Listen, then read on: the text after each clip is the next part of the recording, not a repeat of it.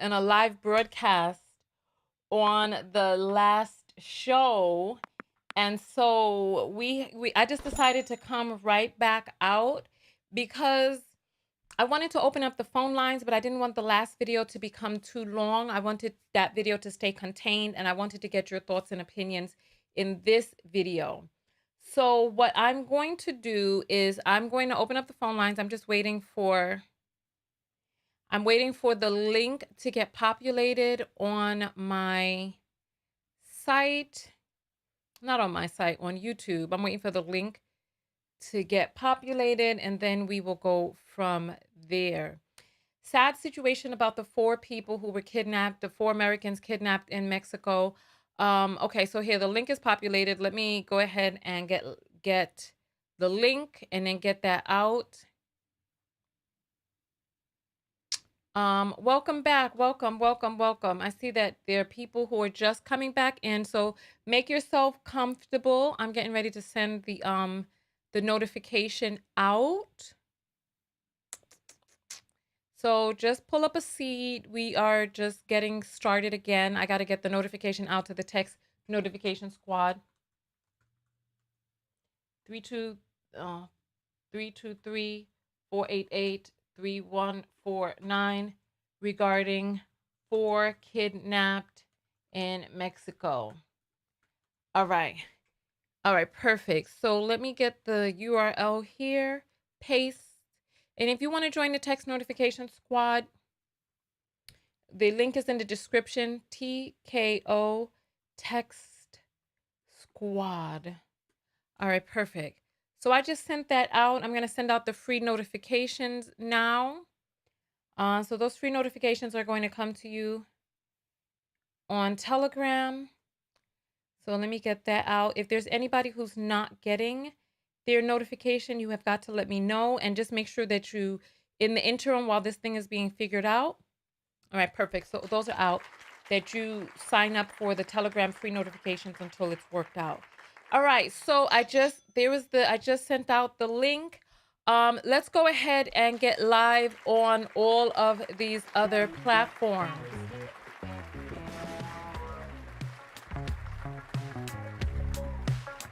All right. We're live on, my mouse is dying. We're live on Twitch. We're live on Twitter. We're live on Facebook. We're live on LinkedIn. And of course, you know, we are live on YouTube, which is the main platform. Welcome in, everybody. Welcome. We're going to have a call-in show about the 4 that were kidnapped, the girl who was going there for the cosmetic procedure, who took her cousin with her, and who 3 of the guys were shot. She seemed to be walking. Thank goodness. You know, her mother was apprehensive. If you have not seen the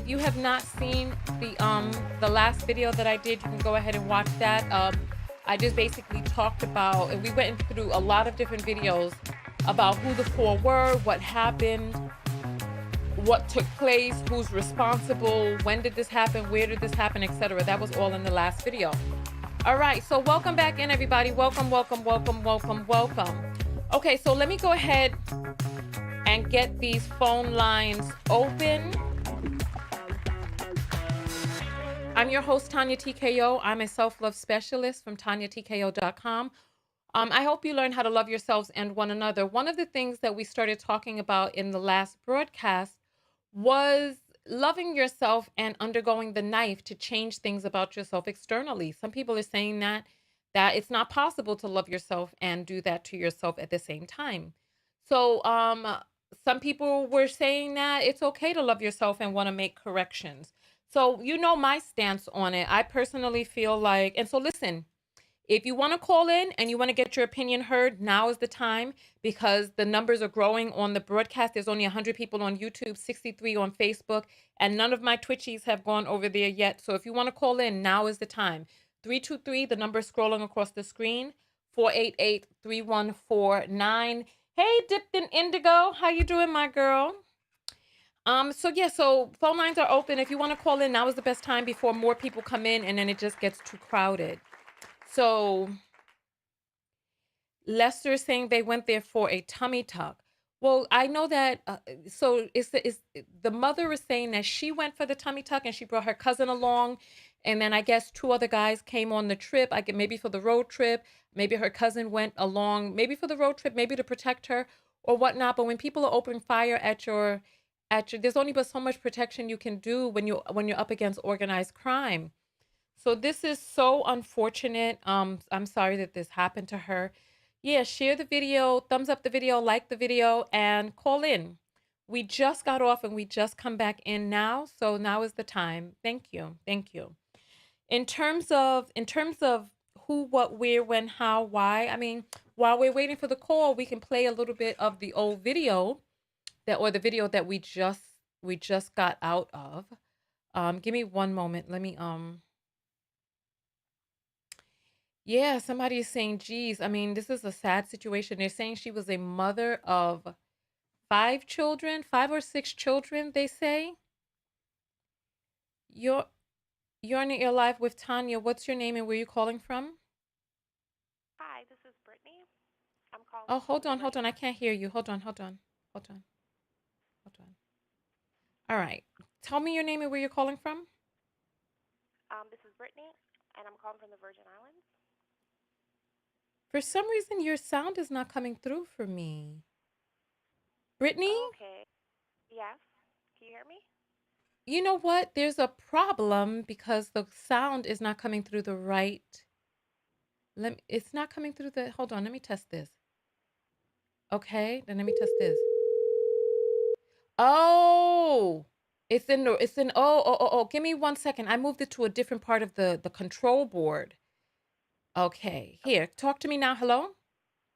Yes, hello. Can you hear me? Okay, talk to me. Hi, this is Brittany. Can you Okay, hear so me? yeah, but it's so low. I don't know. I'm speaking loudly, I think. Say something else again. Can you all hear her? Brittany, say something else. Yeah, hey, it's me, just enjoying the live.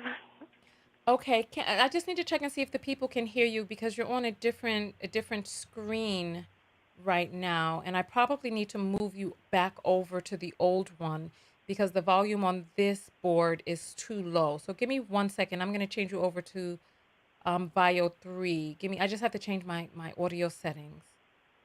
Give me one Okay. second.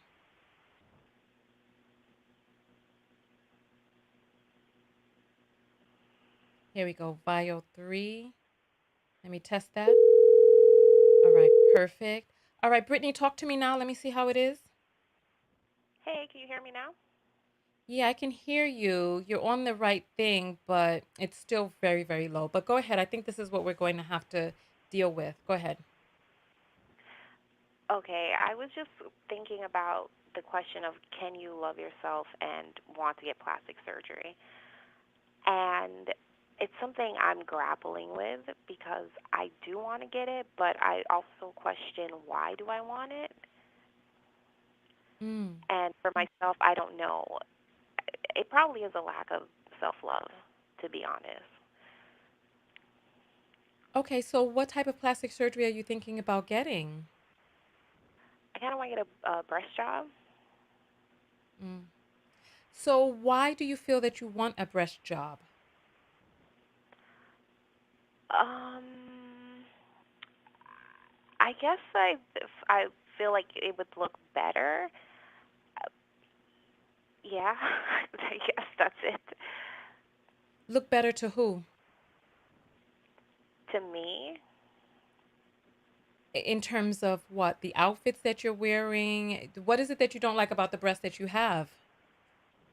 yeah, I think the outfits, like being able to wear certain things without a bra, um, even like just to feel more comfortable naked, and yeah, I think that's it. So you feel discomfort when you're nude? Yes. What is it that makes you feel uncomfortable about your breast when you're nude?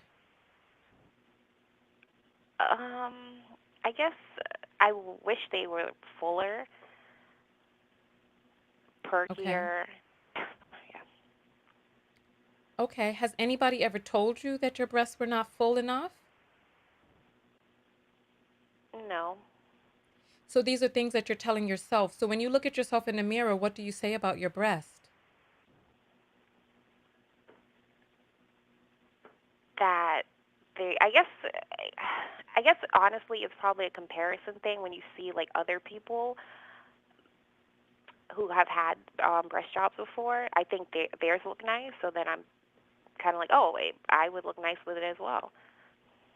Mm.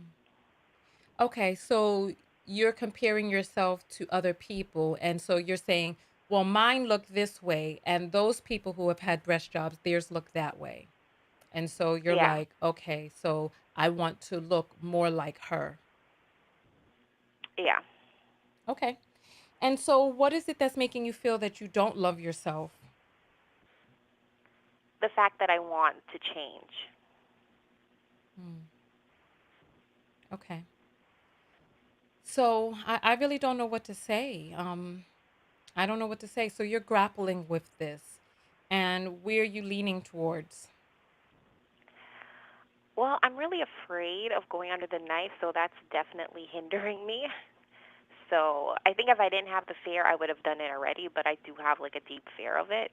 So I think that probably will stop me enough to not do it, but I just want to get to the point where I feel more comfortable nude. Well, so firstly, this is your opinion of yourself. How old are you? What size are your breasts? I am 34 and I'm like a 36C. All right, so you're a 36C, so you have breasts. Have you had children already? No. So you haven't had children already. So these are just your natural breasts. So you didn't go up in size with a pregnancy and then afterwards flatten back down or anything like that. So this is just your natural body. How long have you been feeling this way? Well, I have lost weight, like probably about 30 pounds, so they were fuller when I was heavier, but I think I've always felt this way about it. Okay. So when you put on this outfit and you have this breast augmentation, how are you thinking that things will be different? I feel like I'll have more confidence. So you are lacking in confidence. So what are the things that you're saying to yourself when you are going out with your outfits now that you feel that you're lacking in confidence? I think I'm like, oh, I'm kind of fat, or my belly's poking out too much in the outfit. So it's not just the breast; it's a lot of things all together. And I'm working out, I'm lifting weights, and I'm seeing a change. But I feel like there's always just something else I'm like I could improve on. Okay. Okay. So I honestly I really don't know what to say. I think that each person has to love themselves and love the way they look, because if you were on if the apocalypse happened, you wouldn't be thinking about no damn breast job, you know? No, I would not. And I think about that too. And I want to buy a house, and I'm like, can I justify doing this when I don't have a house? So, in my mind, it Oh, seems so ridiculous. Go so you there. want to go get a breast job to go walk back up into your apartment. Pretty much. Okay. I don't know what to say, Brittany, baby, because these are things that you're going to have to reconcile inside of your own mind. You're going to have to, you're in an abusive relationship with yourself. You don't need anybody else standing over you, calling you fat and titty small. You saying this to yourself. So you I have am to very break, critical. huh? I am very critical. Yeah, and I started to get very critical of myself lately too, especially after I've been losing or releasing in weight. I feel like my cheekbones are extra sharp and sticking out. You know what I mean? And I told you all about my neck. Since I've lost this weight, I got a lot of extra skin on my neck. And I have to find a way to love myself. Well, listen, I love myself. I've just had to find a way to quell the negative voice that's going on inside of my head. And that's when I started doing my self love affirmations workbook again and just reinforcing the love that I have for myself through my mind because it all starts there. Like that voice inside of your mind can stop you from doing so much. It robs you of a safe place. It's like you have no place safe because the voice inside your head has the, like David Goggins says, has the tactical advantage. It's right there in your head. It knows what your insecurities are and you're beating yourself up. As a matter of fact, you know what? We need to do an exercise. I'm thinking about doing a get together where we come together and do an exercise on really changing that voice on the inside of our head. I have a an exercise that we do in person to get rid of that negative voice, and I think that we may need to come together and do that because we've got to stop this. We've got to stop this. And so you want to get a breast job. Who do you know that has gotten a breast job? Personally, no one. Okay. What research have you done on it? I've done a little cursory research.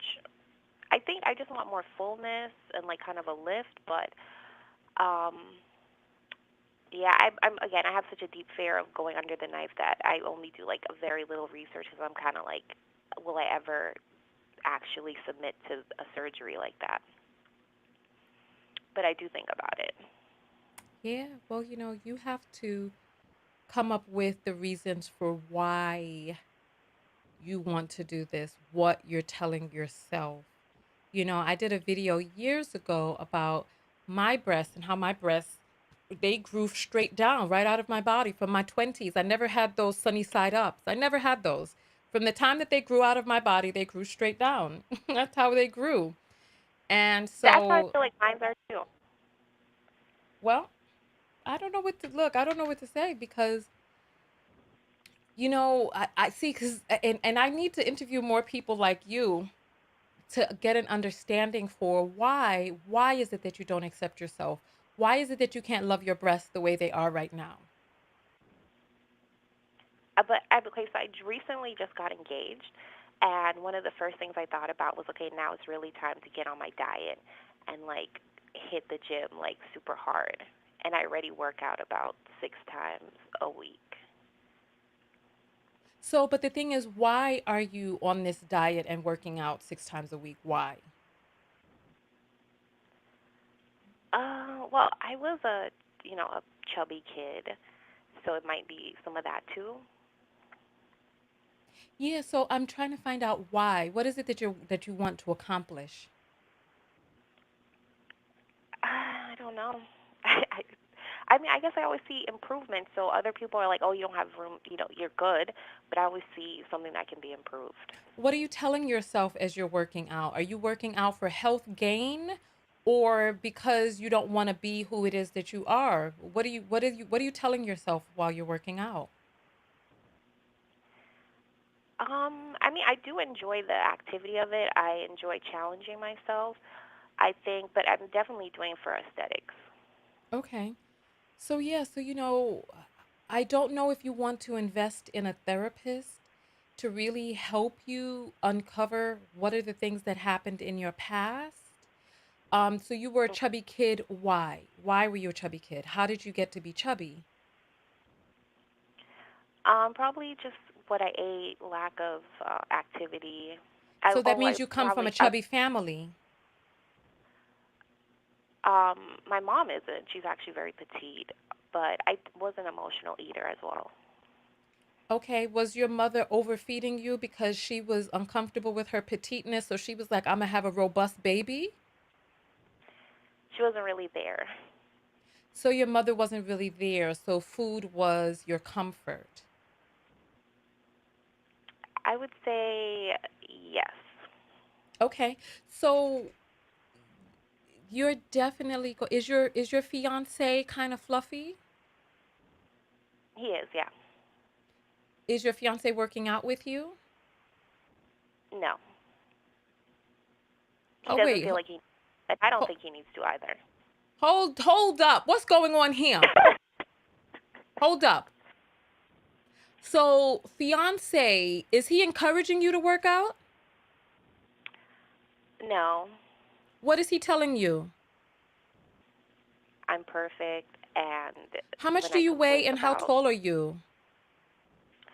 I'm 5'7" and I weigh 160 pounds. And you feel what is going on with you, Brittany? You're 5'7", 170 pounds, and but you were 200 pounds. And so you've lost 30 pounds. And so now, I mean, is there ever going to be any end in sight? When you get the lift augmentation or breast job, do you think that's going to satisfy you and the voice in your head? Um, no. All right then. All right then. This might be a case for some therapy. And I'm a little bit concerned about, you know, what's going on in your relationship and your relationship with yourself. I'm a little bit concerned, you know, if I don't know what's going on. Either you do need to get stronger and healthier, or your fiance is trying to sabotage you, or I don't know. Listen, because listen, if you're in a relationship with a person who is happy with you being plump and in a state that you don't want to be in, you're going to have to reconcile all of this before you get tied into this union, because there's no No, I'm guarantee that once you do all of these changes that he's even going to resonate with the new you. okay. So when we met, I was 160, and he encourages me to do what I want. But when I'm like, oh yeah, I got a little bit of a belly in this outfit, he's like, what are you talking about? You don't have a belly at all. So Okay. he's happy with it. He just doesn't But then you say see he's what I, fluffy and he's not working out. because he's happy with his size. He likes to have extra weight on him. I don't know what's going on. This your situation. I'm gonna mind my damn business. But I'm just telling you that you what you're dealing with is a self-love issue that has really nothing to do with how your breasts look. It doesn't have anything to do with your body. It has a lot to do with what you think of how your breasts look, what you think of your body, what you think will make you quote unquote feel better temporarily. But you have already even admitted that you don't feel that it's going to make you feel better. I mean, I don't know. I mean, I think that will go away hopefully if it all goes out well. But then I have other things I'm sure I would focus on. Of course, then the next thing you know, you turned into a cat face lady on Instagram with a whole bunch of procedures under your belt looking a mess. Yeah. But I have a deep fear of surgery, so that probably won't happen. Listen, the surgery could become a form of your self abuse. Yeah, that is true. You know what I'm Yeah, saying? I know I need to work on it, and I will. Yeah. So continue forward, my sister. Continue forward. I was almost about to take off my sports bra and start flapping my breast around because I'm not even joking. I was really tempted during I still might. I still might because I feel Well, like I'm we from as the tech women, squad, so huh? if you don't want to, I'm from the tech squad. So if you don't want to go full YouTube on it, we could do it in the tech squad. You know, we really can. We can. We can do that too. Oh, that's really loud. Oh my goodness. Oh my gracious. Yes, we can do that too. We can do that. Why not? I might just do it here on air. You never know. You never know. But listen, my dear, thank you so much for calling in. Let's work on getting that mind right. Let's work on getting you a therapist. Let's work on trying to figure out some of this childhood trauma that is bleeding its way into your self-love and esteem. Okay? Okay. Thank you. All right. Love you, girl. Love you too. Bye. All right, bye-bye. My. So MN says I could show you all on Zoom. Chanel says no, please. I'm getting ready to. You can't stop me. These are my teddies. You can't stop me. You can't stop me. Let me see if I could get this here. All right, perfect, perfect, perfect. All right, so listen, we're waiting for the next call. No, you listen, don't tempt me. Don't tempt me because I listen, don't tempt me. Don't tempt me because I have no qualms about it. This is real life. These are our real bodies and everybody's body is different and we cannot continue to measure ourselves up against people with unnatural bodies. You know what I'm saying? Lester is saying, please. Lester wants to see them flapping around. Some people say no. Some people say yes. I got it. Let me think about it for a little while. Oh, you know what? Let me open up for the apples. Let me open up for the apples. If you want to send, so listen, the phone lines are open. You can get your call in. If you want to send the Cash App through www.cash.app/$ Tonya TKO. It's like the name written right across the screen here. And it is a verified page, so you know you're sending it to the right place. So we're just waiting for the next call to come in. 323-488-3149. How am I going to get banned? I'm not going to take them fully out. I'm just going to flap them around under my shirt because I've never had these sunny side up, but they've always just gone straight down and they just do what they do. It's my body.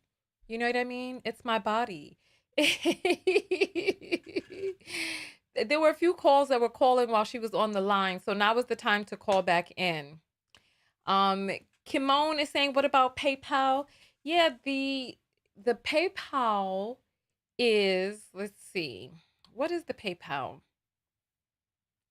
Is it paypal.me or I think it's paypal.me. Let me see. I don't even really know what it is, but the PayPal is not on the thing because because PayPal, when I open it, it shows your address on there. So I can't really show those on screen. So we do Cash App on here. You can always go to tanyatko.com/support and you can send an Apple. You can send money through on the support page. But those aren't read on air. That's just something. Butterfly is saying some men love saggy tatas. I don't like the word saggy. Saggy sounds like it's going in the wrong direction. You're on the air live with Tonya. What's your name and where are you calling from? Shanuga. All right. So this person was calling from an unknown number. I gave them 1 second. I don't know how it didn't really sound right to me. It didn't really sound right. It sounded a little weird. There was a long delay. I don't know. See, because I try to stop the trolls. I try to stop the trolls. So let's see. Let's see. You're on the air live with Tanya. What's your name and where are you calling from? Shanuga's calling from Orlando, Florida. Your name is Tallulah. Shanuga. All right, Shanuga. So what's your comment today? I was calling to ask what surgery was the people getting done when they got kidnapped? A tummy tuck. Did you not see any of the news reports? No, I just came in on the last end of the live. Okay. So hold on for a moment. Somebody needs to get blocked. Give me just one moment.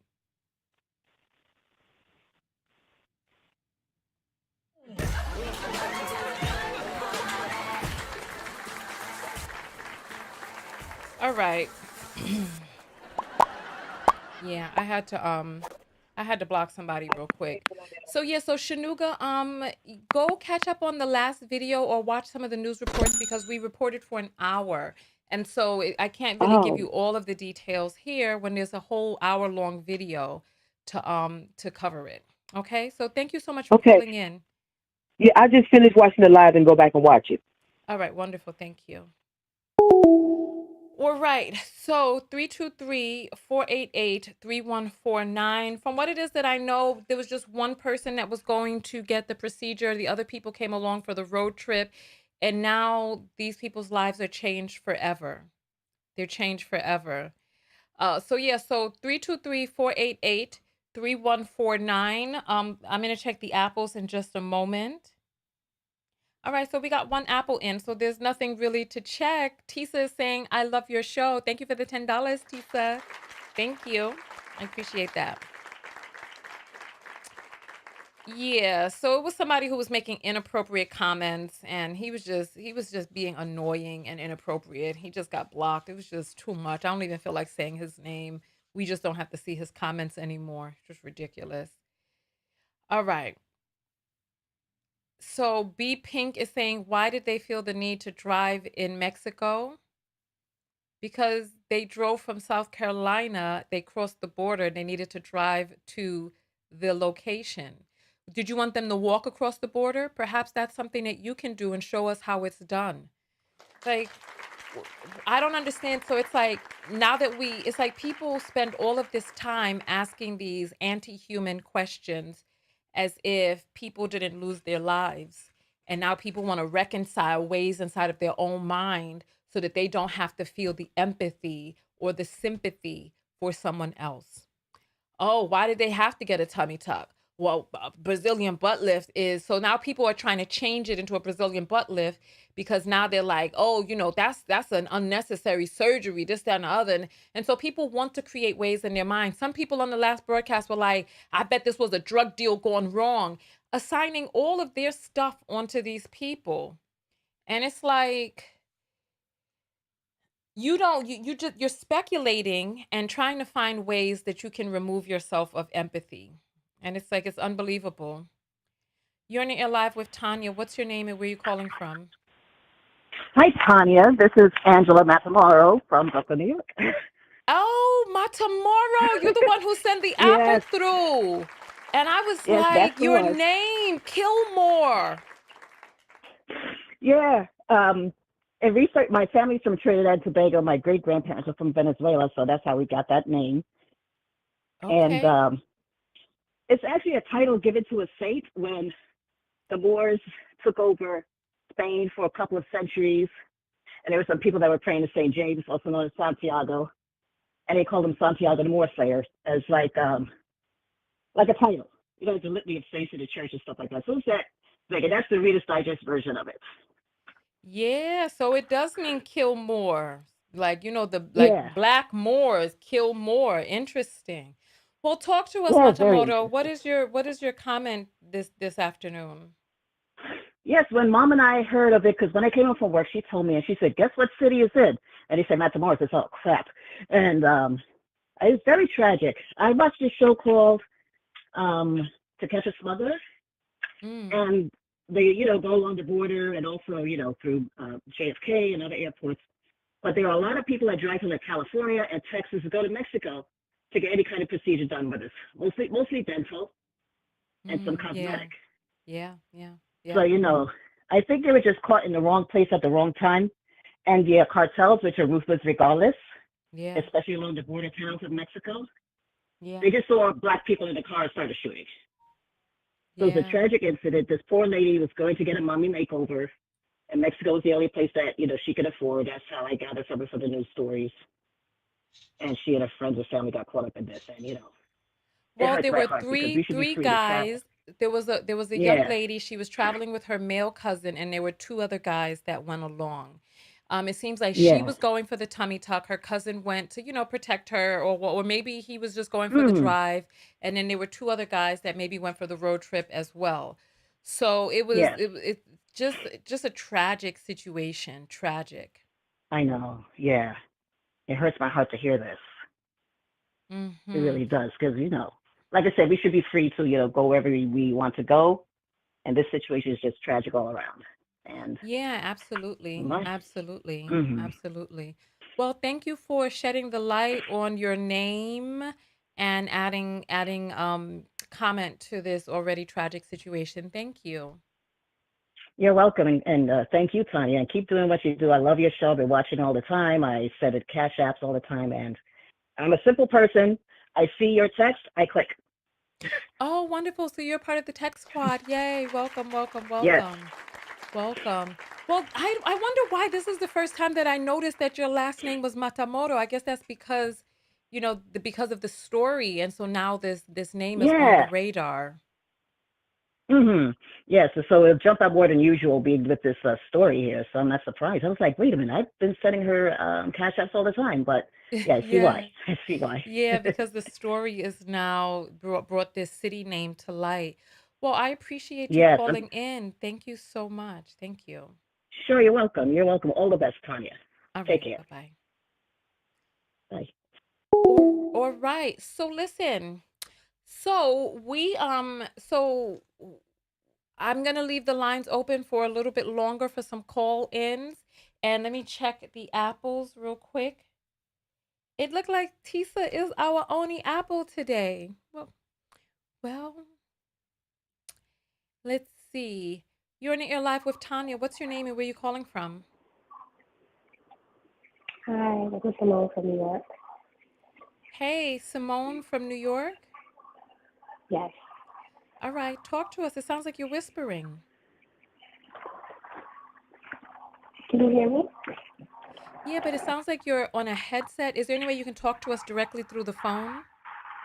Yes. Hold on one second. Okay. All right. Can you hear me better? Hello? Yes. Can you hear me better? No, I cannot. Did you take the headset out?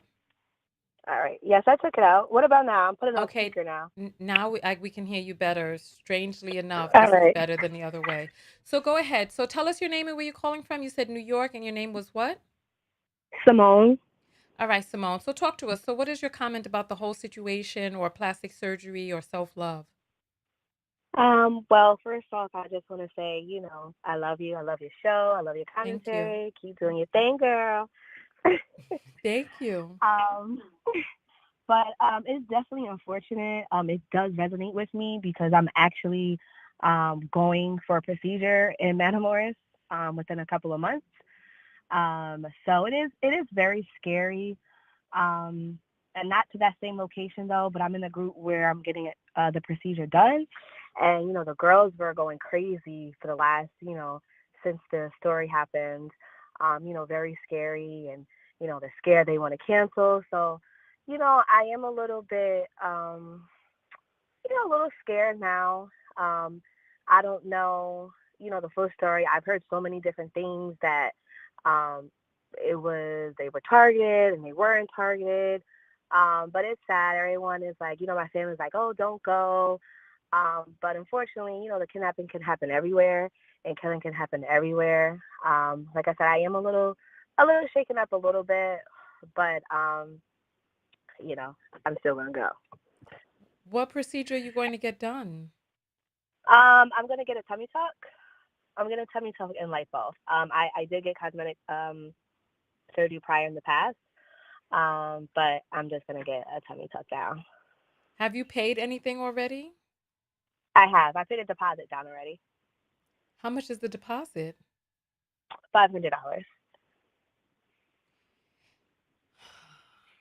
Okay. Well, what is it that's making you want to get the tummy tuck and lipo? Just because I want to get it. So the gym, unfortunately, it doesn't work for me. So I have very big breasts as well. So with me working out, me trying to do everything, I literally was, in the hospital because of the pain that I suffer from.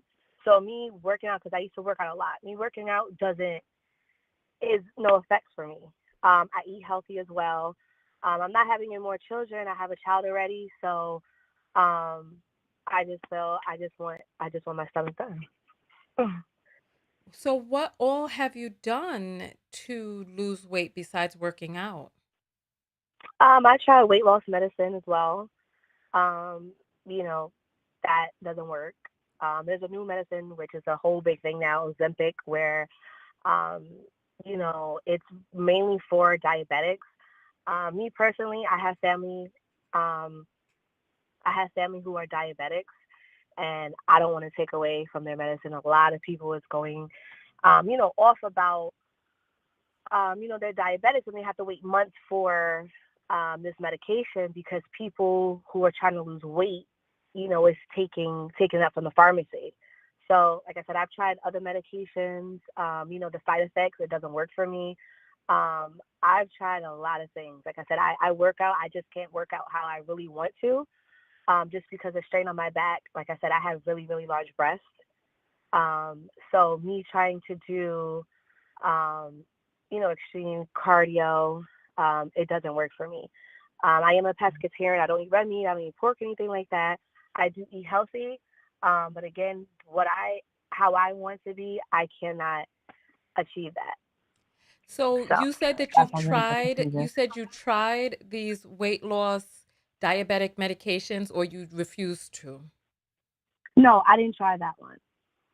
Okay. I didn't So try. you would rather I tried other medications. go under the knife because even though they're saying that those medications are diabetic medications, obesity is a disease.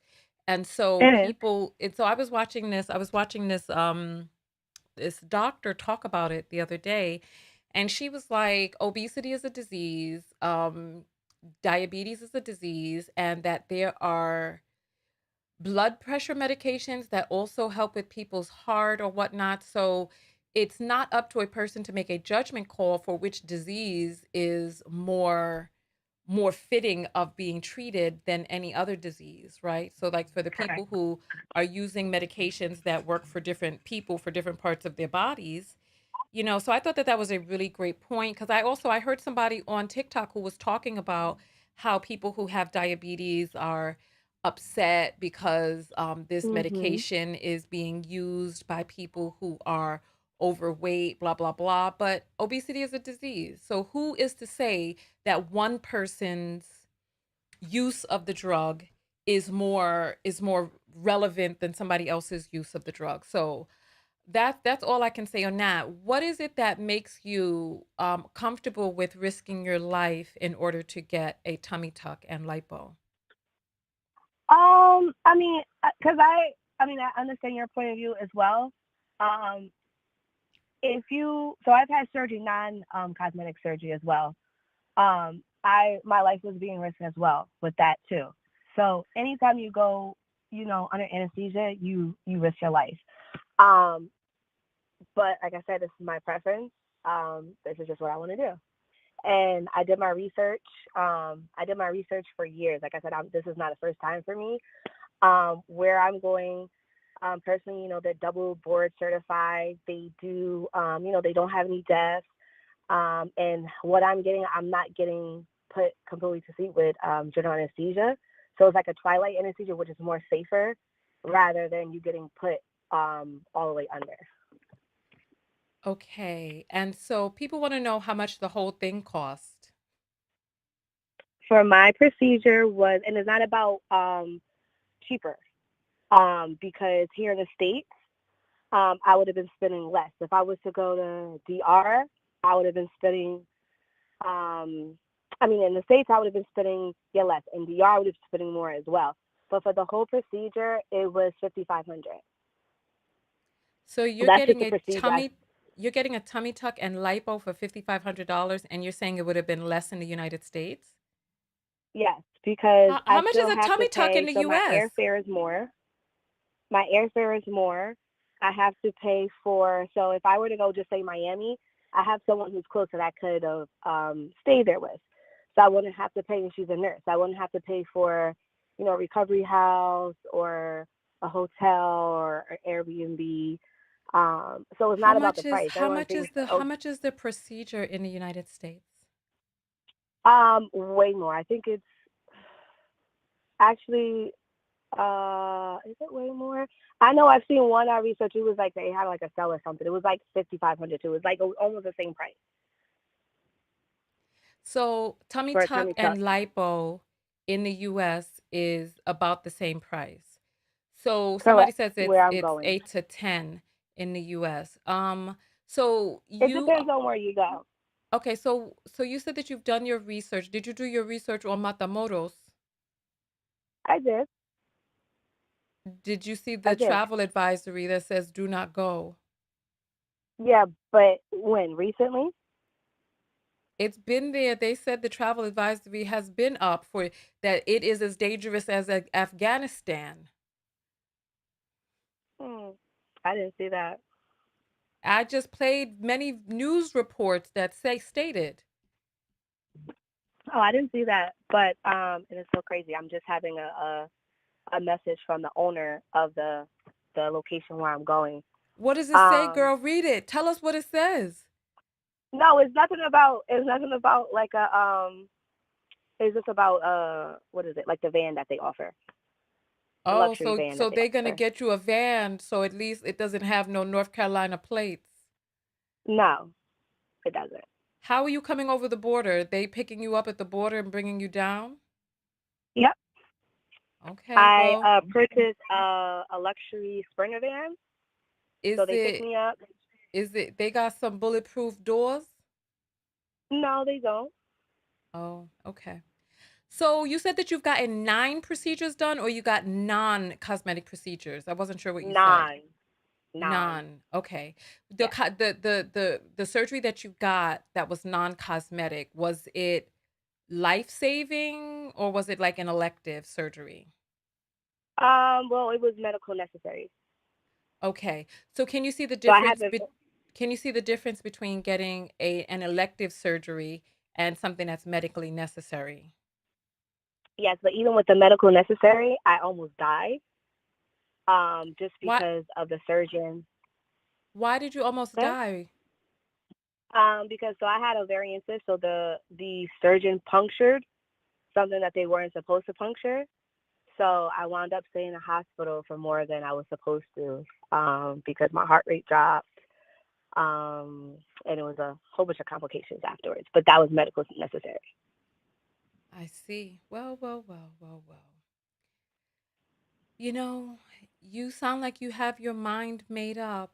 And so you say that you want this tummy tuck and the lipo because you said that you've Mhm. tried many different things. You haven't tried the oh, you called it Ozempic. You haven't tried the medications because you say that you don't want diabetics because you have diabetes people in your family and you don't want them to have to do without the medication. You know, you can try a different one. And just because of the side effects as well. What are the side Because I effects? tried another that was comparable to it, called Wegovy, with the side What were effects. I'm what were very the sensitive side to effects? different type of medications. But again, like I said, I've tried several things. I've Yeah, tried, but what were the side thinking. effects? You're not telling us what the side effects are so you can So the side effects, I was very edu nauseous. I mhm. had like not suicide thoughts, but my mood. I had very mood changing effects. Mhm. So I would be Mhm. up and down all the time. But one, I was very nauseous, like 24/7. That's interesting because I've heard people who, you know, they have different they like you said there's Ozempic, there's Mhm. Wegovy. I think Ozempic and Wegovy I think might be semaglutide. Then there's tirzepatide. There's so many different ones out there, but so what do you think you'll be able to do differently once you get your lipo and the tummy tuck? I'm sorry, I couldn't hear you. It was What do you breaking up a think little bit. how will your life change? What will you be able to do differently once you get the lipo and the tummy tuck? Well, personally, I'll be able to, I will be able to feel more confident with myself. So mentally, I would be more confident. Um, yeah. When you And say then, more with the, confident about what? just the way that I look. So you don't feel confident with the way that you look. How tall are you and how much do you weigh? Not 100%. I'm 5'6". I weigh 185.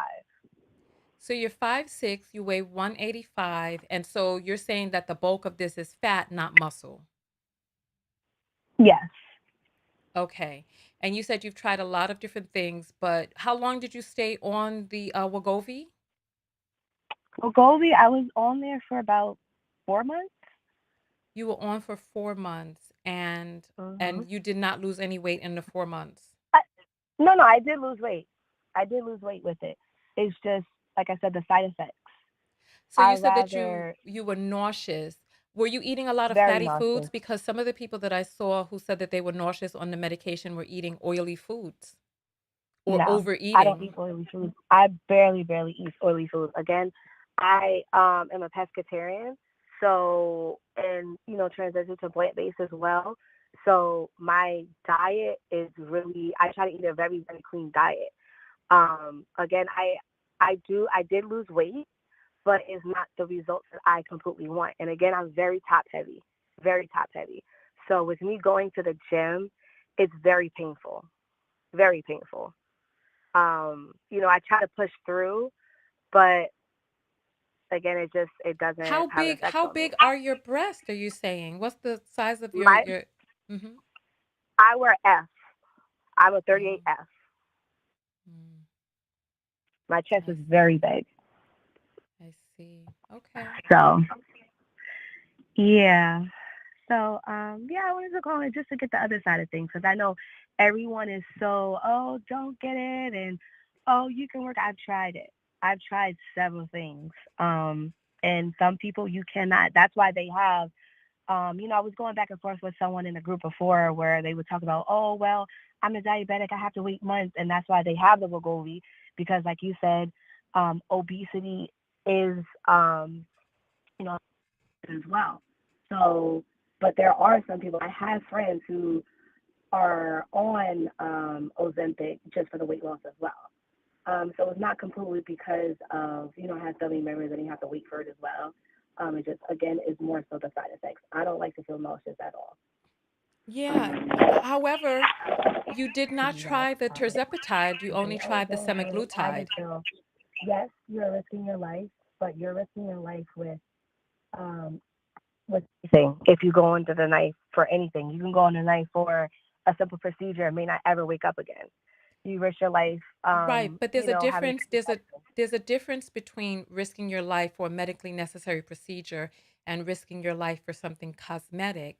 There's also a difference Hmm. between risking your life in the United States with, medical support staff and risking your life in Mexico. You said that they're double board certified. They're double board certified in Mexico, as well as traveling into a town with an advisory from the United States government that says that they are as dangerous as going into war torn Afghanistan.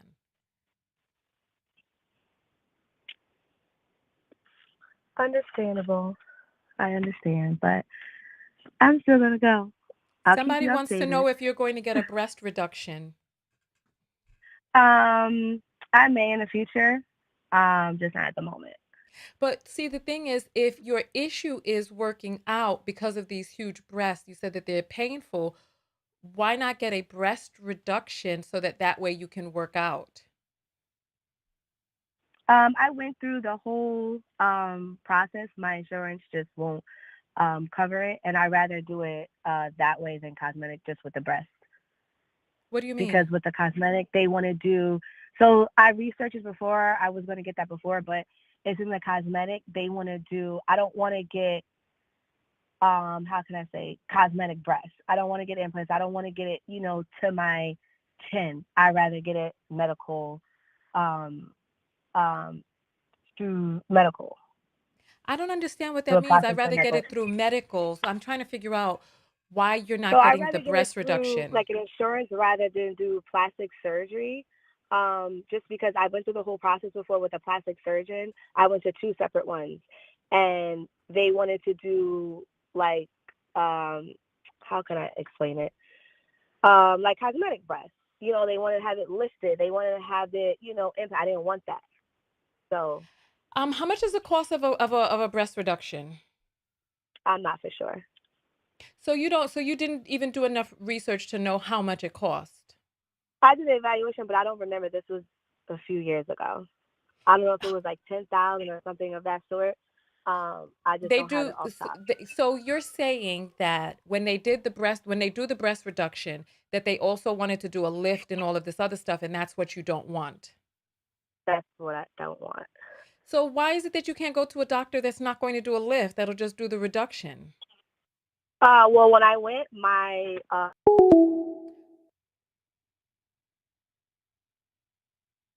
Hmm. Interesting. Was it a mistake? Was it on purpose? We will never know. We will never know. We will ne- Somebody said invest that money into a Peloton. I mean, yeah, well, I guess biking would be better than jumping around or water aerobics.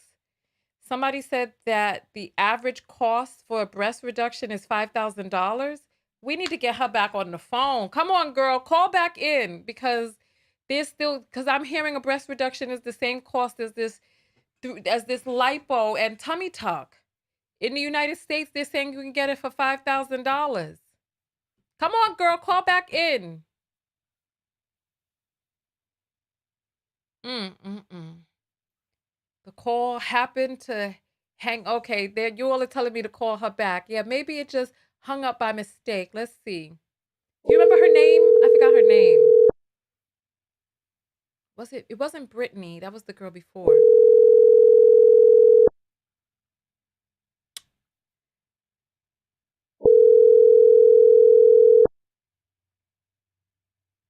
What's happening?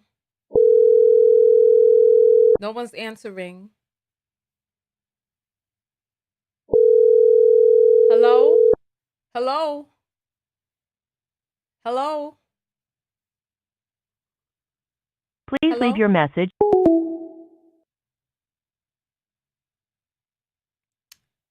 Man.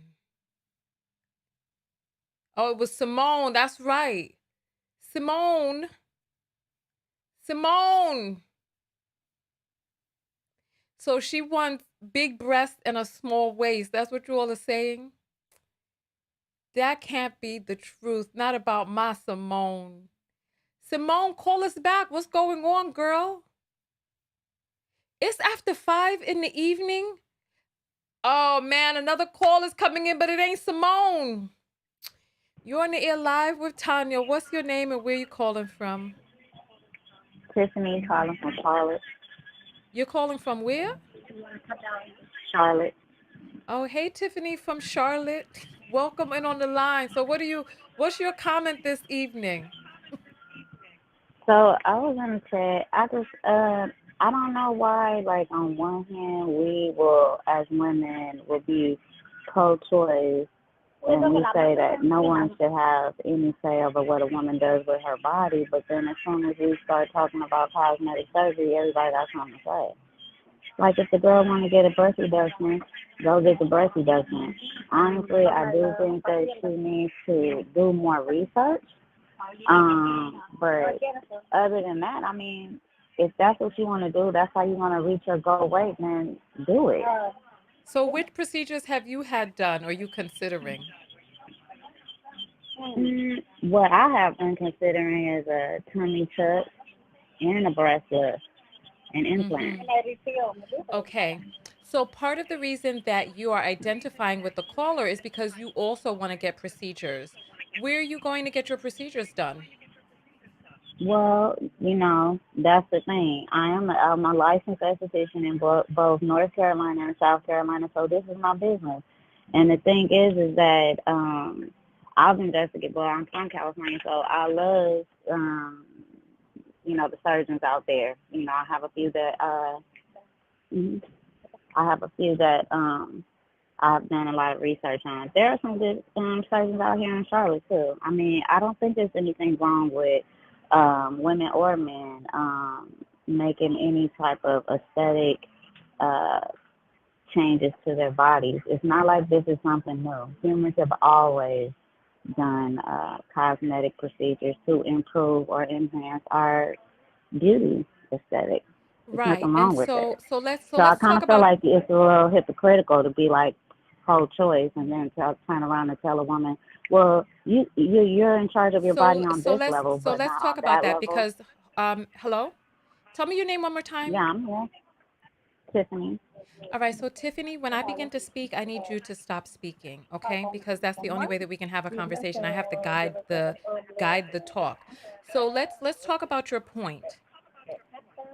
You say that people talk about pro-choice and that it's a woman's right to do whatever it is that she wants to do with her body until it comes to cosmetic surgery. So that's the part that's hypocritical, right?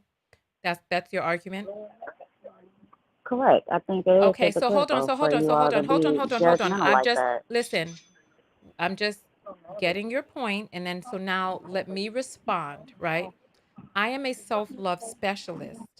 So to me, it's not so much about quote unquote pro choice. It's really about which is the choice that is most supportive of you loving yourself. Because from what it is that I know from personal experience and interviewing people who have who are getting cosmetic surgeries done on their way to or having had them done, one of the common themes that I have found is a lack of self-love, um, a hypercriticalness of their own body, not feeling comfortable in their body, feeling self-conscious about the way that they look, and hoping that these procedures, risking their lives going under the knife to feel better about about themselves and how it is that they look. So as a self-love specialist, one of the things that I know about loving yourself is that it's not anything external. It's not something that comes from the outside. Self-love is something that starts inward. Now, so when we talk about pro-choice, if there's a woman out there who's getting multiple abortions because she doesn't want to have a child, but she's not using protection, am I going to sit here and be like pro choice, or are we going to talk about the self love lesson of making sure that your body is protected? That because listen, an abortion is a procedure as well. So if so when we start talking about pro-choice, we have to look at the bigger picture. What is the person doing? How is it that they're doing it? What are the reasons that they're doing it? And when a person is doing something because they don't like the way that they look, because they're hypercritical of their bodies, because they're wanting to feel better, more confident, or look a different way, and they're willing to risk their life to do that, that's when I step in and I start talking to the person about self love. Can you understand that? I understand what you're saying. However, I just don't agree. I don't think that just because someone has cosmetic surgery or any type of body enhancement procedure, that necessarily is indicative of them not loving themselves. And I think that that's just not a fair assessment to put on most people. I'm sorry. It's true You're that some misquoting me. people do fall Tiffany, into that category. It's Tiffany, true some people do fall into Tiffany, that category. Tiffany, dear, you're misquoting me. I'm sorry, I And couldn't hear you. yeah, you're misquoting me. And if you can't hear what it is that I'm saying, then the conversation can't work because I need you to hear what it is that I'm saying. I said that of the people that I interviewed, that there was a common theme of them not loving themselves. I didn't say that everybody who goes and gets this done. However, one has to beg the question, if you are willing to risk your life for an external elective procedure, how much do you value your life if you're willing to risk it? And one of the themes that If I you're have willing to, seen, go ahead. go ahead. No. I was just going to I'm repeat what it is saying that if I you're said. willing, women risk their lives every day. When we leave our house, we risk our lives because we live in a patriarchal society. So we can pretty much get over living in fear. Anytime you have any type of medical procedure, I don't care if they do say it's a routine procedure, you can end up dead. I have people in my family who have had medical procedures that have nothing to do with cosmetic surgery that ended up being injured or deceased due to error in the operation room. So errors can happen. At the same time, I respect your career as a self-love specialist. But as an esthetician, what I can say with all the people that get on my table that I see on a daily basis, pretty much everybody has something that they want to change. And I think that that's okay. I do think that you need to be healthy as far as making your decisions. I think your decisions do need to be informed. I try to give my clients as much information as possible For example, that lady that just called, because I do work with plastic surgeons, what I would say, she's saying she doesn't want the lift. That's not the way that you want to do that procedure. It's the same way with people getting only tummy tucks and not following up with the liposuction. Or, going and getting a Brazilian butt lift and then refusing to follow through with the post-treatment procedure of getting that lymphatic drainage manual massage, which is why they're getting infections and dying. So, Right, I right. So think that let me follow up. Let me follow up, please. information is Excuse me, critical. Tiffany, can you hear me? Let me follow up on what it is Okay, that I you can hear just you. said. Right.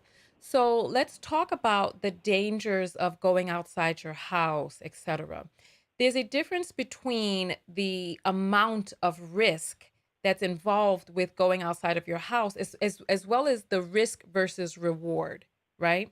So going outside your house, walking, driving, these are things that the risk of dying is very minimal. And the reasons for going outside of your house are to live, are to be in communion with other people, to go to work, to be outdoors, etc. The reasons for getting a cosmetic procedure. So you said that you're interested in getting a breast lift and a tummy tuck. What are your reasons for getting the breast lift and a tummy tuck? Oh, because I'm a mother of two and that's what I want to do. I know you, okay, of course, that's what you want to do because that's what you're going to do, but why? Why is it that you feel, why those That's procedures? what I want to do. That's what I want to do. I know, but It why? doesn't have to What are be you hoping, anything deep. No, what are it's you I'm not hoping going to to get gain? pregnant. Dear, What I'm listen, the hoping to only, gain. all right, let me just say something because I'm not going to start cursing everybody out who calls in. When you call into my line, when you hear me start speaking, stop talking. It's as simple as that. This is my show, and I have to guide the direction of the show. If you want to be on a monologue somewhere, if you want to be someplace giving a speech or a presidential address somewhere, you're going to have to do that somewhere else. All right? And I'm not going to be up here trying to strong arm and wrestle a person down to the ground to get you to be in a conversation. I understand that people's minds are already made up, but if you call in because you want to have a conversation. Okay? It's as simple as that. You're in your life with Tonya. What's your name and where you calling from? Hey, Tonya, this is Tiffany. I think we got disconnected. No. You're in your life with Tonya. What's your name and where you calling from? Hi, Tonya. This is Megs from Colorado. Yeah, hi Megs. I need you to agree that when you hear me start speaking that you will stop speaking. Okay? Yes, yes. Okay, wonderful. So you said Megs from Colorado. Let's talk. So what is your comment Hi. about everything that we've been talking about today? Yeah, so I just wanted to share just a little bit about my personal experience with the drugs that are out there to help with weight loss and surgeries that I know I've talked about with my primary care provider and things like that. Okay, Uh, Megs, I just need to address something really quickly in the audience, right? sure. There's a delay that you all see between me and the caller, or when I talk, there's a little bit of a delay between when you hear it. But the caller is on the phone with me. There is no delay at all. So they can hear, but they choose to continue to overtalk, and it doesn't work that way. And it's not going to work that way. And I don't like being up here on the phone lines cussing people out. And I don't want to be cussing out a woman on the line either. So I'd rather just get off of the line and let her go so that she can go argue with herself. And I need to set the expectation that when you all call and you understand that when I start talking, you have to stop talking because it doesn't work with like I don't want to be on some Fox News panel where people are talking over one another and screaming, and then by the time you get off, one person is saying they won the argument, another. This is no. I want to have a dialogue. All right. So sorry about that, Megs. I just had to just say that real quick. So you're on the air. Talk to us. So you want to talk about some of the drugs that are out there for weight loss. What is your qualification to talk about these drugs? Yeah, so I've been prescribed a couple of them, so I know about some of the side effects. I know about some of the um, things that could happen. So just a little bit of background. So for about 11 years, I was a fitness instructor I do yoga, lift weights, things like that. I had my kids, and then about 4 years ago, I went through a really, really terrible divorce, and I gained a lot of weight, probably about 60, 65 pounds. And when talking with my doctor about things I can do, they really advised me, healthy eating, of course, and exercising. And I'm doing what I can. I can't do as much as when I was a fitness instructor before I had kids and was a single mom of two very young little girls. I was teaching about 4 days a week. I was taking weightlifting classes twice a week, and then I was doing yoga twice a week. I really just can't juggle all of that in my schedule right now. So kind of just hoping and waiting for my kiddos to get a little bit bigger and they can be in their own sports and activities, and then mommy can go and get active again. But until then, diabetes does run in my family. I have been told that I am pre-diabetic right now. So I've been prescribed some medication. So about 2 years ago, I was prescribed what's called phentermine. It's a pill, and it didn't work for me. I mean, I don't know if I really gave it all too fair of a shot, if I'm being honest. And the reason why, they said that one of the side effects of it, they had a real big name for it, that basically it like freezes your lungs.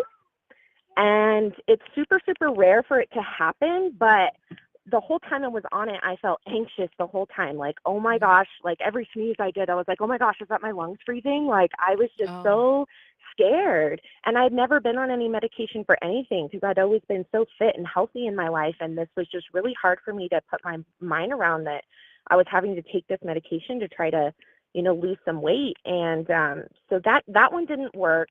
So then about 3 months ago, I was prescribed what's called Victoza. So that's the alternative to the medication that the other caller was referring to, the one for the diabetics. I don't qualify for that medication because I'm not considered diabetic as of yet. So there is a shortage on that medication, and there are a lot of diabetics out there that can't get that medication. So my doctor just cannot prescribe it to me. But I tried the Victoza. Now, at first, it was great. It worked wonderful. I asked about side effects. They said, most common side effect is nausea. I'm like, okay, well, I think I can handle a little bit of nausea, like maybe take it at night or whatever. It is an injection. It's just a tiny So little listen, I needle. need You you put I it in need your you to stomach. be I need you to be just a little more expedient with the talk. So to get more Oh, to the I'm so point, sorry. okay? No, it's So okay. yeah, anyway, but the side effects of that, what ended up happening is I would feel fine. I lost about 5 pounds the first month. My doctor was like, this is wonderful. I haven't seen anyone be this successful on it. You're doing great.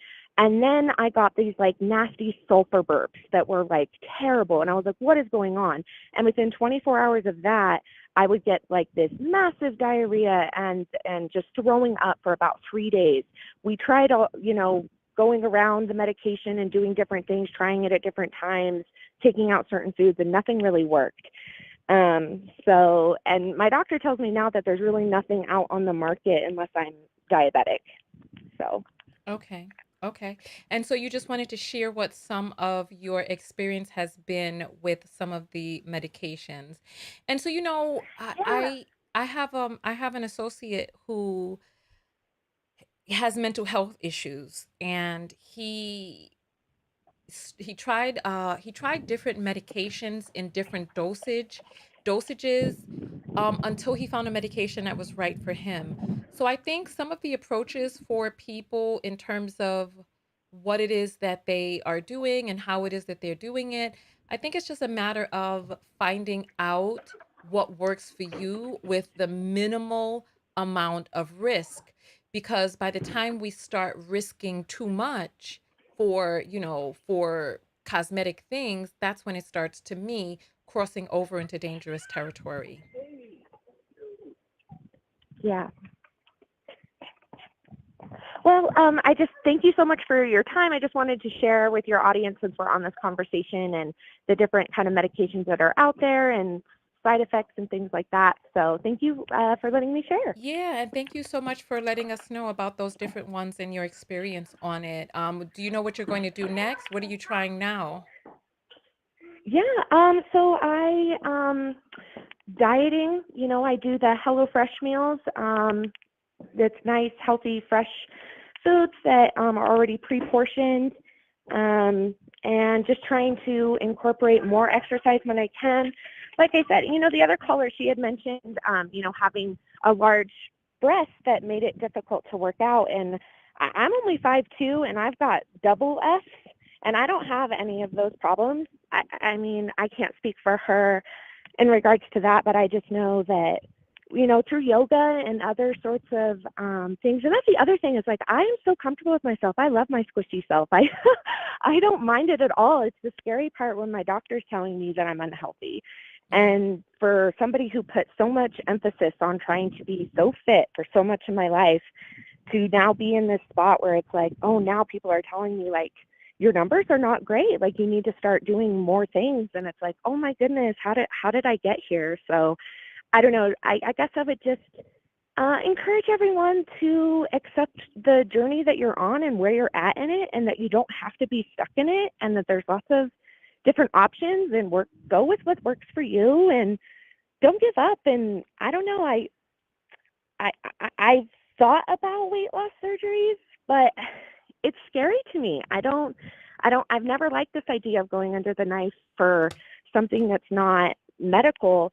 But if I don't have anything else that I can do to try to get this um, under any sort of control of myself, I'm not really sure. Like if eventually the doctor's going to tell me like I'm going to qualify for it, and then at that point it's Yeah. just like I don't know what I'm going to do once I hear that. I'm going to be like, whoa, like it's already such a news flash as it Yeah, well, is let to, me interrupt you right there. So I heard you say that you were doing HelloFresh meals. I yeah, tried HelloFresh during the pandemic, and because we really couldn't go out and all that other stuff, so I was getting these things delivered. I didn't find that they were that HelloFresh was very nutritious. I found that they had meals, but a lot of the meals had pastas, flours, sauces, cheeses, oils. yeah, They didn't, yes, and there yes. wasn't really much fresh in there. Yeah, that's true. I guess I mean fresh in the sense like I've done like Advocare and I've done other things in the past and I've been successful on them. But this was the only thing that it didn't have like anything artificial. Like it's all things that you can buy Mm, from the store. Yes, it is oils and cheeses and sour creams and things like that. yeah.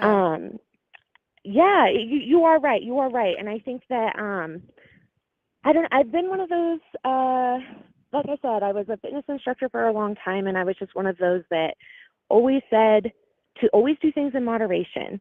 Like I probably will never cut cheese completely out of my diet, but let's be mindful about how many um dairy products I'm consuming a day. If I had cheese on something and then something's offered to me for dinner, don't put sour cream on it or don't add butter to it or things like that. And just being mindful about how many Yeah. different types of Let me foods cut that in we're right eating. here because Yeah. I'm a vegetarian. I advocate for people to choose the diet that they feel works for them, right? When Mhm. I cut sugar and flour out of my diet, I found that it was very difficult to reach my caloric minimums for the day. Like I find, and this is how, I have now gotten into a point where I have to now start incorporating nuts and different ways to be able to get healthy fats, etc. But I found that when you cut sugar out, because whole foods like vegetables, that these things, they don't have many calories in them. It's the processed foods that are calorically dense because they jam pack a lot of calories into a small item, and then you eat that and now you have all of these calories but you haven't eaten very much. So I don't know how I don't know what else you're eating, but I would suggest for everybody out there to eat more whole foods, more quinoa, more brown rice, more vegetables, more fruits, all of these things that they take up a lot of space but they don't have a lot of calories in there. And so yeah, that would be my suggestion. Cuz sugar, once I cut the sugar out, like I can see ice cream, I can see cake, cookies, I can see all of these things and not crave them. Once I really got off of the sugar, I broke my addiction to sugar, and the foods that are calorically dense are no longer in my diet. I'm telling you, I have had to now find ways to make sure that I'm getting my calories in, because vegetables like broccoli is like 30 calories, salad is like 20 Mhm. calories. You know what I mean? It's like you're not, it's like you really, really, really, then at that point, once you stop eating processed foods, because the processed foods I've learned have, and the people in the text notification squad know this because we talk between the videos in our telegram group. And so even one of the young ladies, she was saying that she had to ask her pops and get these cookbooks in order to be able to incorporate recipes that are vegetarian, that also are going to be able to be delicious and help you meet your calories. Yeah, no, I've been watching through your whole journey, your wellness journey, and it's so inspiring and it's wonderful. And yeah, I will definitely be thinking a lot more about that. I know that for me, it was really hard when I first started teaching fitness. That was the big thing, was the processed foods. And I Mm-hmm. grew up very, very, very poor. Yeah. And in our house, on food stamps and things like that, you Mm-hmm. get what you can buy on the shelf for as much as you can get. And so Yeah. I was Yeah. really raised on a lot of processed foods. And it's like how I taught my body. And Mm-hmm. so now my body craved those things until I started taking nutrition classes and learning about the high sodium in processed Mm. foods and how bad they are for your body. And then I had to start taking inventory of how much I'm actually going to the store and craving certain things because of Mm-hmm. how I was raised in that sort of environment. And I really Mm-hmm. had to do a lot of disciplinary actions about, okay, well, when I go to the store, I have a list. I don't deter from the list. When I come home, if it's not in the house, I can't eat it, right? Because it's not there. Mm-hmm. Yeah. And those types of things. So, and I Yeah. think that there's just been journeys in my life where I've been much more determined and dedicated to fitness and health. And then there's been seasons in my life where I put that on the back burner, unfortunately. And I'm Yeah. kind of in a space in my life again where it's like, oh, I have the time and the space, the energy to start devoting to this again. And it's actually encouraging and it's really, it's exciting. Yeah. Yeah. Well, you know what? I'm excited for the journey that you're on to. Continue to figure things out for you, yourself, where you are, where you want to go. And I say taking processed foods out, like there's so many different, I mean, pasta is a processed food. Like anything Hmm. that that is not in its whole form is a processed food. And so absolutely take once you take those processed foods out of your diet, because it's impossible, it's impossible to be able to, unless there's some sort of thyroid issue and you need to get on some thyroid medication, it's impossible to gain weight when you're not it's just I don't want to make a false statement, but I'm going to say when you are eating less than you're burning, for most people it's going to be impossible for you to gain weight. And so if we take out the calorically dense foods from our diets, it becomes a lot easier. Well, listen, thank you very much for calling in. You have a great rest of your day. Thank you, you too, and I'll talk to you in the text squad another time. Oh, well, tell me your name again. It's Megan. Okay, well, Megan, I so go that by means that, Megs in the comment, but yeah, I went to your Valentine's Day event a couple years back when I lived on the Oregon coast, and now I'm in Colorado. oh, you moved to Colorado? I did, yeah, because all my family lived here. My mom, my dad, my three brothers, my sister, all their extended family all live here in this little valley. And so after my divorce, I moved here to be with my family. So Oh, okay. And yeah. you're in the Telegram group? I'm not in Telegram, but but because I've had no issue at all with your text. I get the text always. So, if I'm not getting on, it's usually because I'm at work and I'm busy and I just can't. But Okay, anytime I okay. can make a live or go onto your Zooms, I'm Okay. there. Well, the Telegram group, we communicate between the broadcasts. So you might want to come over Okay. there. You might want to come over. All right. Okay. All That right, sounds Megs. great. That sounds Thank you great. so much. It was great talking to you. Yeah. No, thanks for having me, Tonya. Have a good day. All right, bye-bye. Bye bye. All right. So we've gotten in a bunch of apples. Let me go ahead and grab these apples. So let's just check this out real quick. Listen. Whoo! Listen.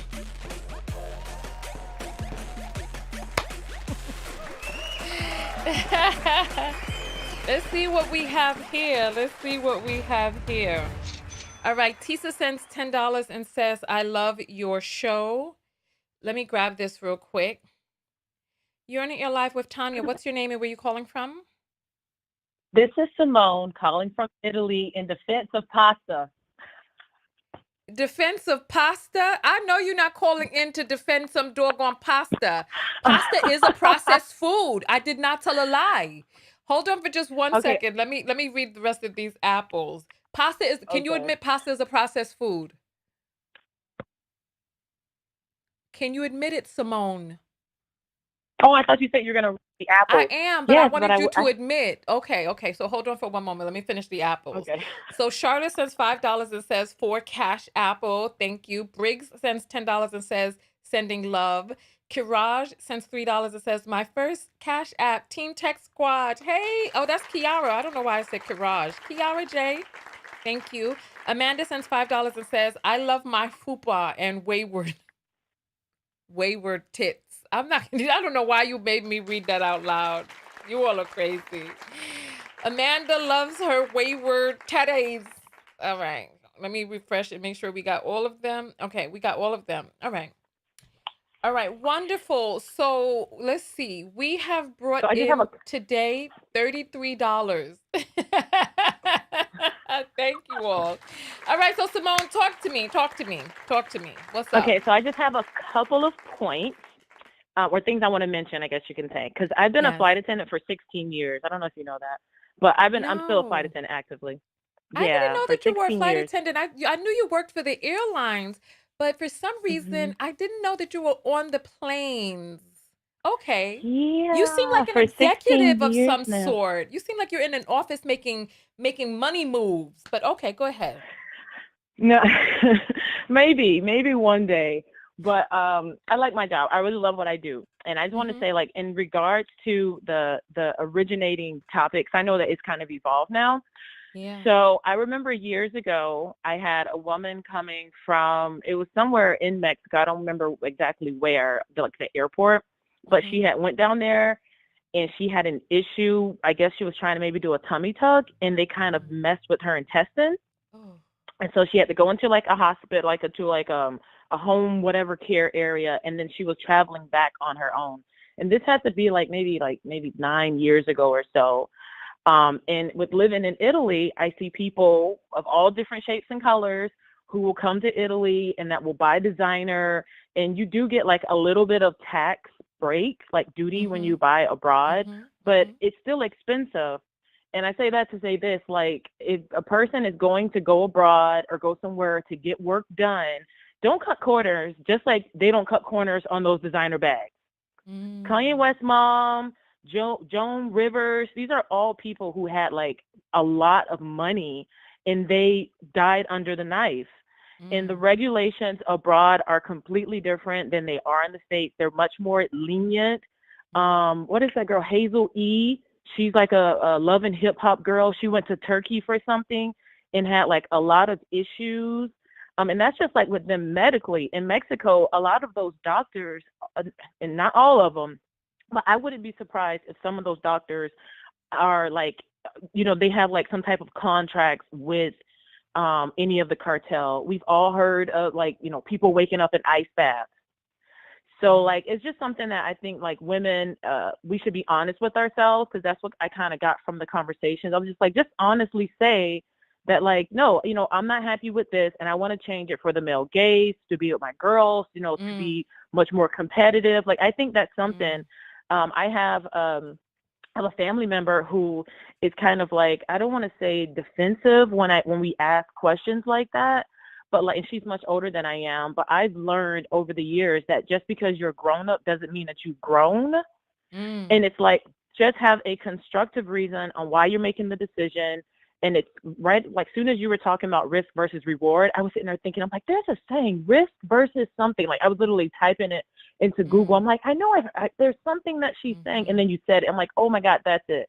Like, what's Yeah. the reward? Getting like surgery for, if you need a colon, I mean, a colonoscopy could be bad for you. You know, you can die into the knife getting a colonoscopy, but like, Yeah. let's like the what you're checking for and the reasoning for you going and getting that done is completely different.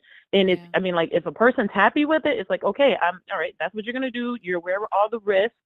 Okay, that's, if you're gonna go to North Korea and steal a poster off of the thing, and you know they're crazy out there, are you gonna smoke weed? Like, it's one of those things where you're just like, Yeah. we have to be Yeah. mindful, because it's not the U.S. It is not You the know what? U.S. Let me just say this. Let me just say this. What is the matter with someone admitting there's some there's some parts of myself I don't love?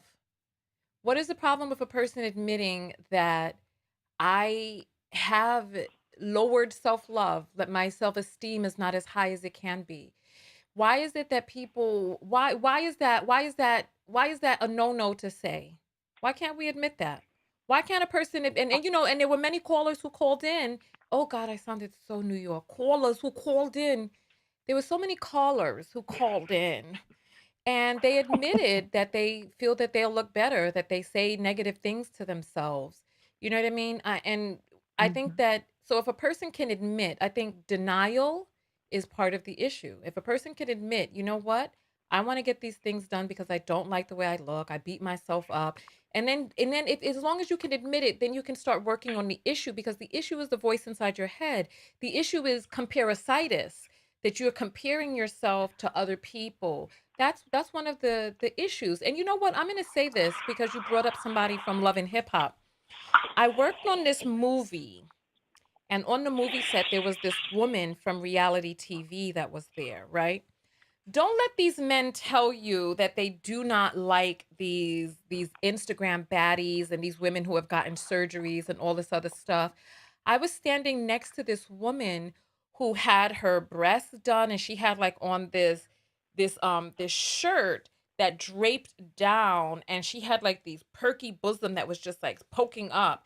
And and the men on the set were just like they were on the floor for this woman. They like one of the main stars of the movie.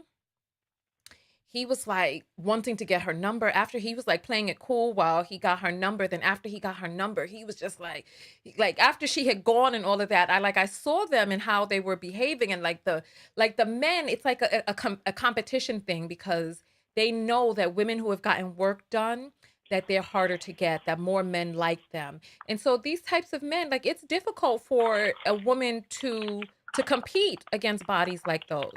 So why is it that we can admit, well, you know what? I'm in competition with other women and I want to look I want to have an edge up. Why can't women admit that's why they're doing some of these things? Mm. Why are you I don't just know, going? but I really wish that we would just, I mean, just to be honest, because especially like this, I think the woman who went to Mexico had like two kids or something. Like Mhm. sometimes like the risk in that, like I know people, I think what Oh. Cardi B got work done and she had another kid. So it's like, it's sort of kind of like, okay, where are you at in your life? What's the short term goal, the long term goal?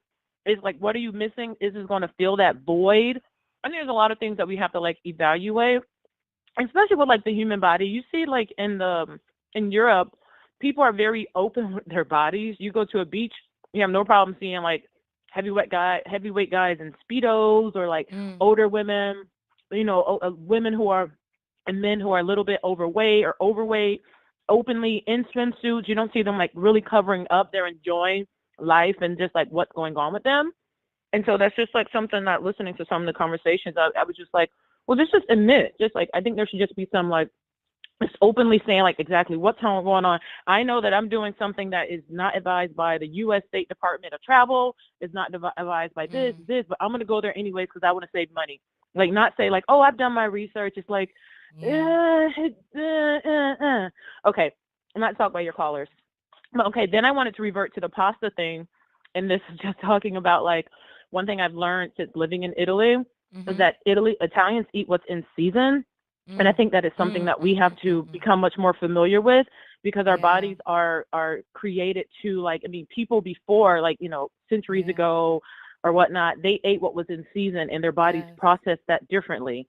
And so Yes. like even like bears during hibernating season what they're eating is things that have much more like that's going to feed them throughout the winter.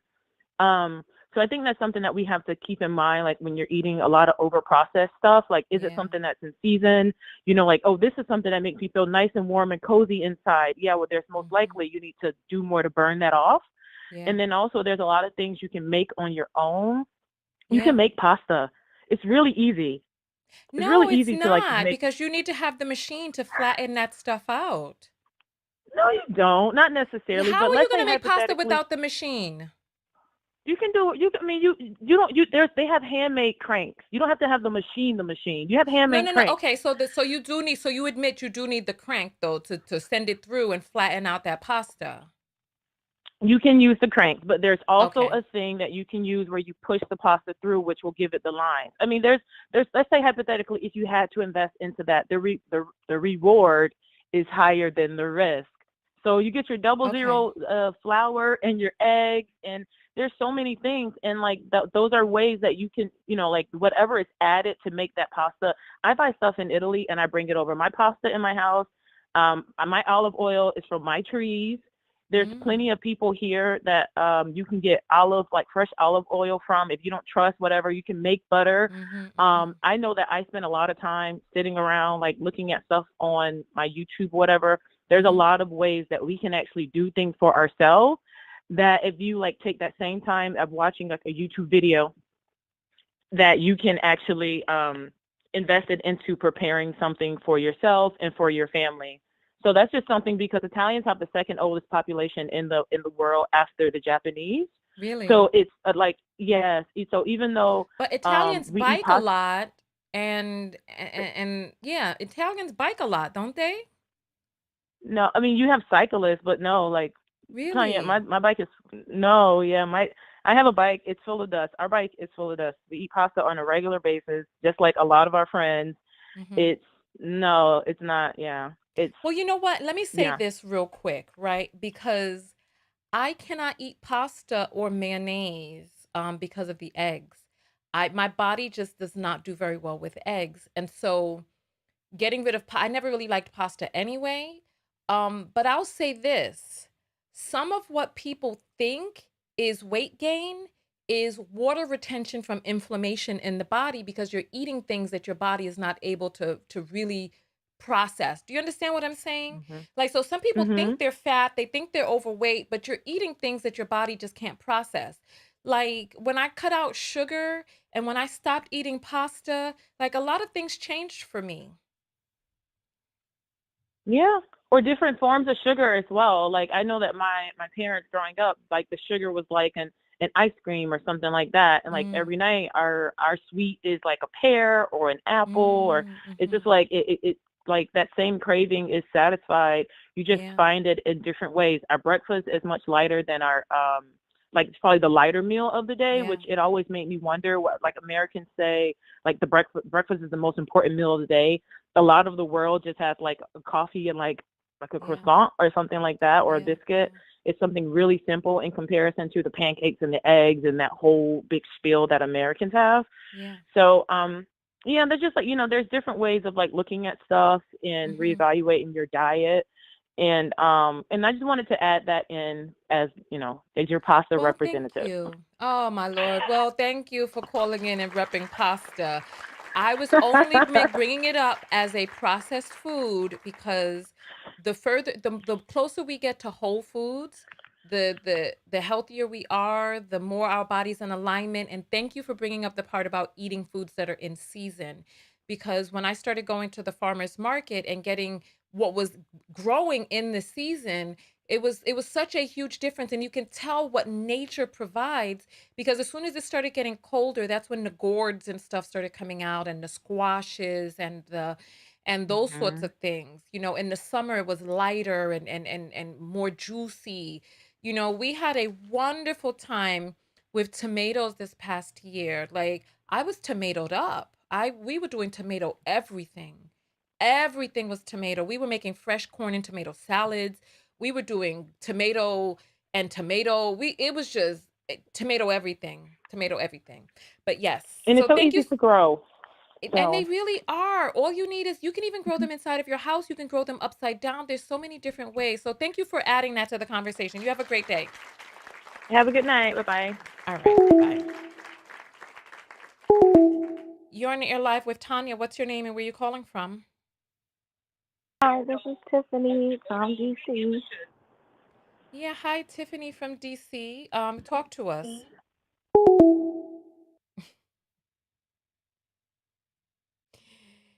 Did, did she call me back to hang up on me? What is going on here?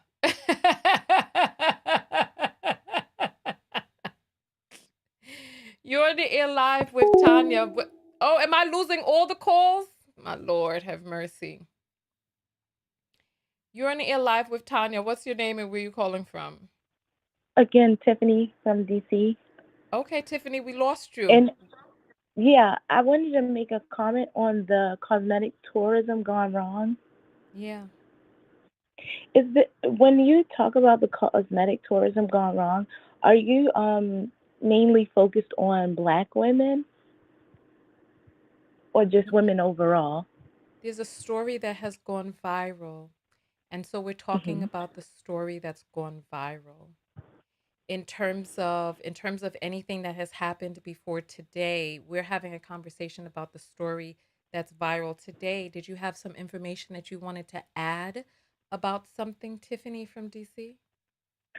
Well, from the comments that you have made about it being a self love thing, and you don't know whether you've never had the thoughts of being uncomfortable with your body, I just think you're not being genuine with the conversation because it's not, I really don't think a lot of women are doing cosmetic procedures because they hate themselves or they're having this internal battle.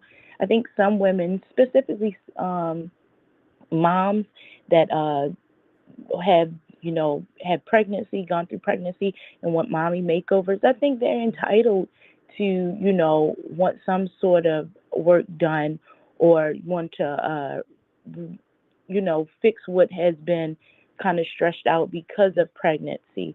And I don't necessarily think that's a bad thing or it needs to be overanalyzed as some sort of psychological thing. Some women just want to look their best, and I don't think it's a self-hating or self-loathing thing. I think Okay. you're not Right. being So let genuine. me so let's address a few different things, right? You're saying things like self-loathing and self-hate. Hmm. Yeah. You can't really show where I have said the word self-hate in this conversation Hmm. or self-loathing. I've made very Yeah. specific statements, and those statements, and so look, I understand that this is a divide. I understand that there are people who are on different sides of the coin. Those who are okay with undergoing the knife in order to create, cosmetic changes, and those who are apprehensive or against it, and then those who are kind of in the middle, right? But let's call a thing a thing. Let's really talk about it, because if the apocalypse came, nobody would be worrying about no cosmetic surgery.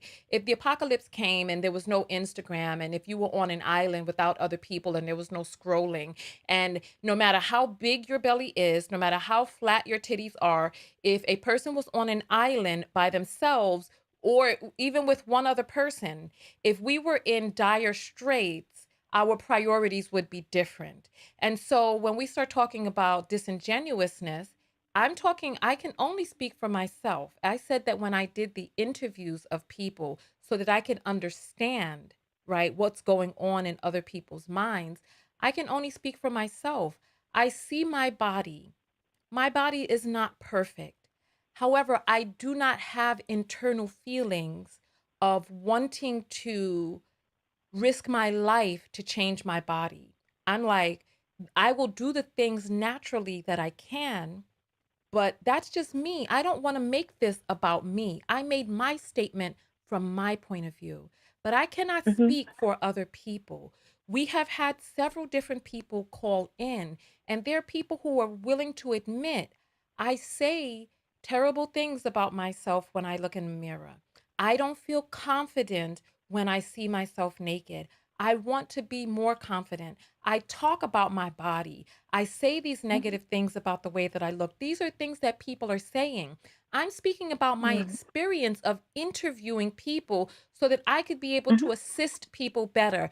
And the vast majority of the people that I interviewed who were Mhm. considering going under the knife, these were people who had issues with the way that they looked. They were saying unkind things to themselves. They were Mhm. hypercritical of themselves. You cannot say that this is a disingenuous statement. This is the truth. The truth of the people that Um, I spoke to. How can you say that that's not genuine? I'd say it's not genuine because you you question these people, and it's clearly a matter of uh psychological issues that they have, but that doesn't, then you go into the body and cosmetics.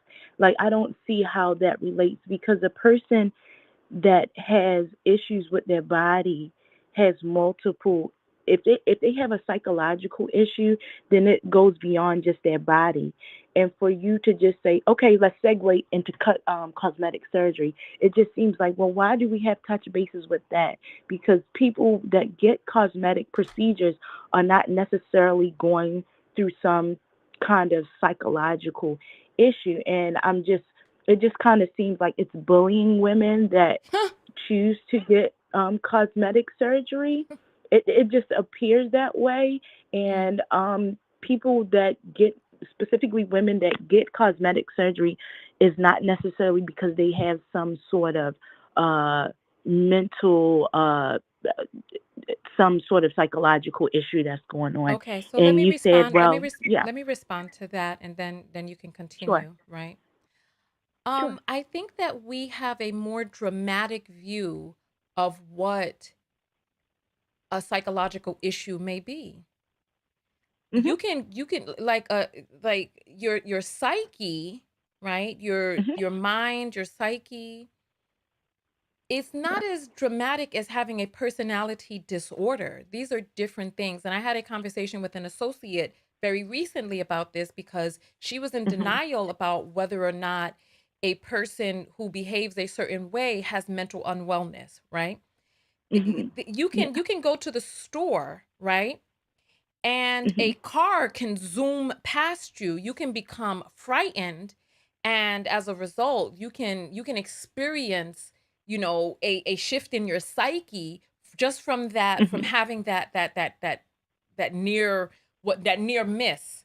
So it's yeah, like, I think that we're being, we when we think of psychological issues, we think of Norman Bates, or no, you can have a psychological issue from looking for a job and and experiencing stress from seeking a job and not finding a job, and you got these bills and you got these kids and you're stressed, and you can have a psychological issue from that.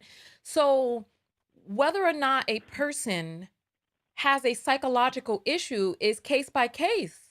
There are many people out there who have psychological issues. And so we're talking about risk versus reward. And I'm going to say something to you right now, Tiffany, right? mhm, yeah, You said that it's sort of like bullying, right? yeah, I did. This right there gives me an indication that there's something going on with you, that you are Mhm, perceiving a an exchange of ideas, a conversation mhm, with another person, that you are perceiving that as bullying. Nobody has mhm, called anyone any names. No one yeah, has ridiculed anyone. No one. So when you start saying that there's some bullying happening, it's letting me know that the mhm, way that you're interpreting conversations between people is one mhm, in which You may need to Mhm. look internally and be like, well, why do I consider this bullying? What are the Mhm. facets that need to be in place for it to be bullying? Tell me, in your opinion. Mhm. Um, Again, you use kind of like passive aggressive ways, even in the fact that you're saying, because I made an observation that I might have something internally going on. It's bullying. It definitely is bullying. It's gaslighting, and I Mm, do stand on that. That if a okay. woman wants to get a procedure, it has nothing to do with any kind of psychological issue. And I think in the Let's realm of pause. Let's pause. Let's psychology, pause. Let's pause right there. Let's pause right there. sure, I just looked up sure, the definition for bullying. Let me put it on the screen. According to okay. the Oxford, bully is to seek to harm, intimidate, or coerce someone perceived as vulnerable. And you did Who that. is who is the person that we are seeking to harm? Who did I seek to harm? You Who? sought to harm women that get cosmetic procedures. How? What is it that I did to seek to harm them?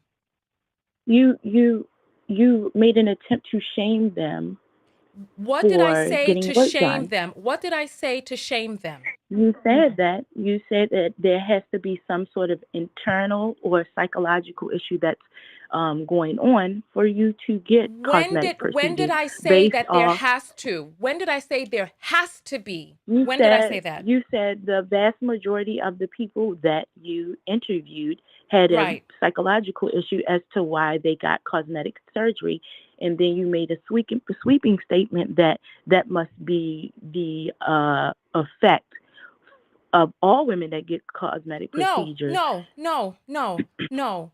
I'm very deliberate with my words. You never heard me say anything about all women. You never heard me say that. You heard me make a statement about a group of people that I interviewed and what was going on with the vast majority of them. You never heard me say that this now leaps over to all women. I have not interviewed all women. I interviewed a small sect of women, and the vast majority of them had issues that were going on with their self-esteem. I don't know whether or not I said that there were psychological issues, but I know that I'm very deliberate with my words, but they each had issues with the amount of self-love that they had. They were overtly critical of themselves, and they had Hmm. issues with their esteem. Those were those women. So now when you start Yeah, talking about I'm seeking to harm, when we start talking about self-love, who is it that I right, was attempting to intimidate? What insult? Having a psychological issue or having issues with self love is not an insult. And when you say that you feel that I'm being passive aggressive, no, dear, I yeah, am aggressive aggressive.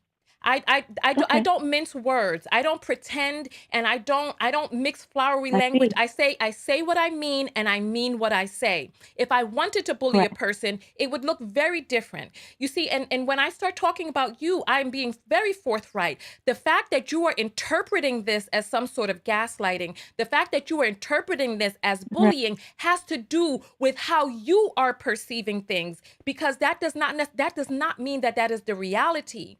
And right, I can only imagine that this is not an isolated incident in which right, you have perceived gaslighting, bullying, and right, other things of that nature. right. Well, like you said, you typically are aggressive with your wording. You're very, intentional, and being aggressive with your wording is another way of being trying to intimidate someone. And you, like you said again, you're very intentional with your words. So I don't take it out of place that you're very intentional with what you're saying to me. I oppose your opinion of things. So therefore, if a person opposes that, then you become aggressive. So, like I said, when it comes to the realm of psychology, I think when it comes to people of color, specifically black people and black women, I think they need to tread lightly because this is a very new realm for black people. And I really don't think you have the pedigree to really diagnose anyone because Diagnose. whether you diagnose or even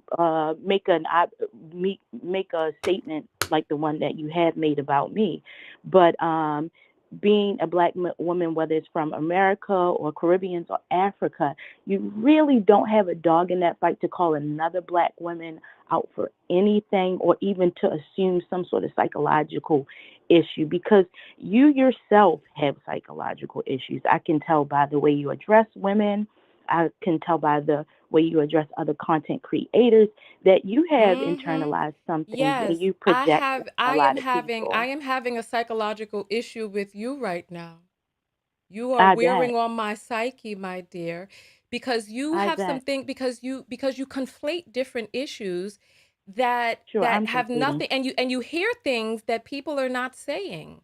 Anyway, Sure, you hear things people are not saying, and then you say that I don't have the pedigree to say that a you person don't. may be experiencing some issues. Anybody can say a You person may be don't. experiencing, and I do have the pedigree. Just I like I do. had the opinion and I stated what I stated, but Listen, thank you so much for calling in. You have a great rest of your evening. Bye bye. you All right. So, nonetheless, telephone lines are open 323-488-3149. There's the number right there. Listen, there are a lot of people out there, and listen, any type of person who sits around, right, consuming the content of people who do not resonate with them, those type of people need to look internally and see, why are you consuming content which doesn't resonate? You're in the ear live with Tonya. What's your name and where you calling from? This is Mr. Eric Archer calling from Washington, D.C. How you doing this afternoon? Yeah, hi, Mr. Eric Archer from DC. Talk to us. What are your comments about the conversation we're in? Yeah, I've been seeing this story on the news about the I guess it was the two young ladies getting the BBLs, and I guess they had the brothers for like companion, just to go along with them so they can be safe. That's not And the story that I you, saw. I mean, yeah, all the details hasn't came out, but if usually if you take a brother or like a relative with you, it's for like safety reasons, obviously. But the story hasn't fully developed. I'm just kind of giving like a conjecture, like of common sense. But yeah, this like going to other countries with well mostly how they got this story with black women, like 20% of them make it back when they go to these other countries get like cheap jobs done, and this is just Hold like on. I When think you say 20% of them make it back, so let's rewind all the way to the no very beginning. I said don't because they get cardiac arrest. Some of Okay, them so kind of hold on, collapse hold and on, they hold don't on, bleed to hold on, death. hold on, hold on, hold on, hold on, hold on. Let's rewind back to the very, very beginning. And then first, let me the expectation is that I'm the host of this show and I have to guide the Oh, direction of the show. So when I start speaking, I need you to stop speaking, okay? yes, ma'am. Yes, All ma'am. right. So let's go all the way back to the very beginning. There was one Okay. woman and three men. The woman brought her cousin with her, and then there were two other Mhm. men. Two of the men were shot. Well, three of them were shot. The girl appears as if she was not shot or not critically hurt, harmed, or wounded, right? Two of the men appear to have died, and there's another man who is in the hospital, and she's in the hospital. They say that when they get when they are well enough to travel, they will then travel. Also, we are hearing that it was a tummy tuck, right? That she was Okay. going for, not a BBL, and that it wasn't Oh, two women, my fault. My fault. My fault. right? I didn't. I didn't So, know what. I know what the yeah, body was. Well, go when ahead. we start talking about only 20% or 20% don't make it back, where are you getting that number from? They were just doing the statistics about like Who? Where? like Tell if me a where you got thousand that women. number from. Tell me where you got that number from. I got it from off the news and the death certificates when women die and don't come back. I mean So that's hold just. on, I hold on, mean a hold on. lot of So what I want to just I want to look this up. I want to look this up. So you you, said, you can. Yeah. so They said, what would but we like search for? Um, we're the women, 20% don't make it back from which country? but you got a bunch of different countries. They were just giving like a percentage of the women who go to different countries to get procedures for a Okay, cheaper price so what I would instead love of for paying you the to full price do, in America. Go ahead. Go please, ahead. please, Go ahead. what I would love for you to do, because I don't want to, Uh-huh. because what happens is on these podcasts, people say Okay. numbers and then people run with those numbers because we're used to things being vetted. We can't vet these Okay. numbers on air right now. So if you could not state any stats that you can't give me the background of those stats for so that we can look them up live, that would be great if we could do that. Okay, Eric? Okay. All right, so go But ahead. So let's just say a but yeah, number of but them don't come back.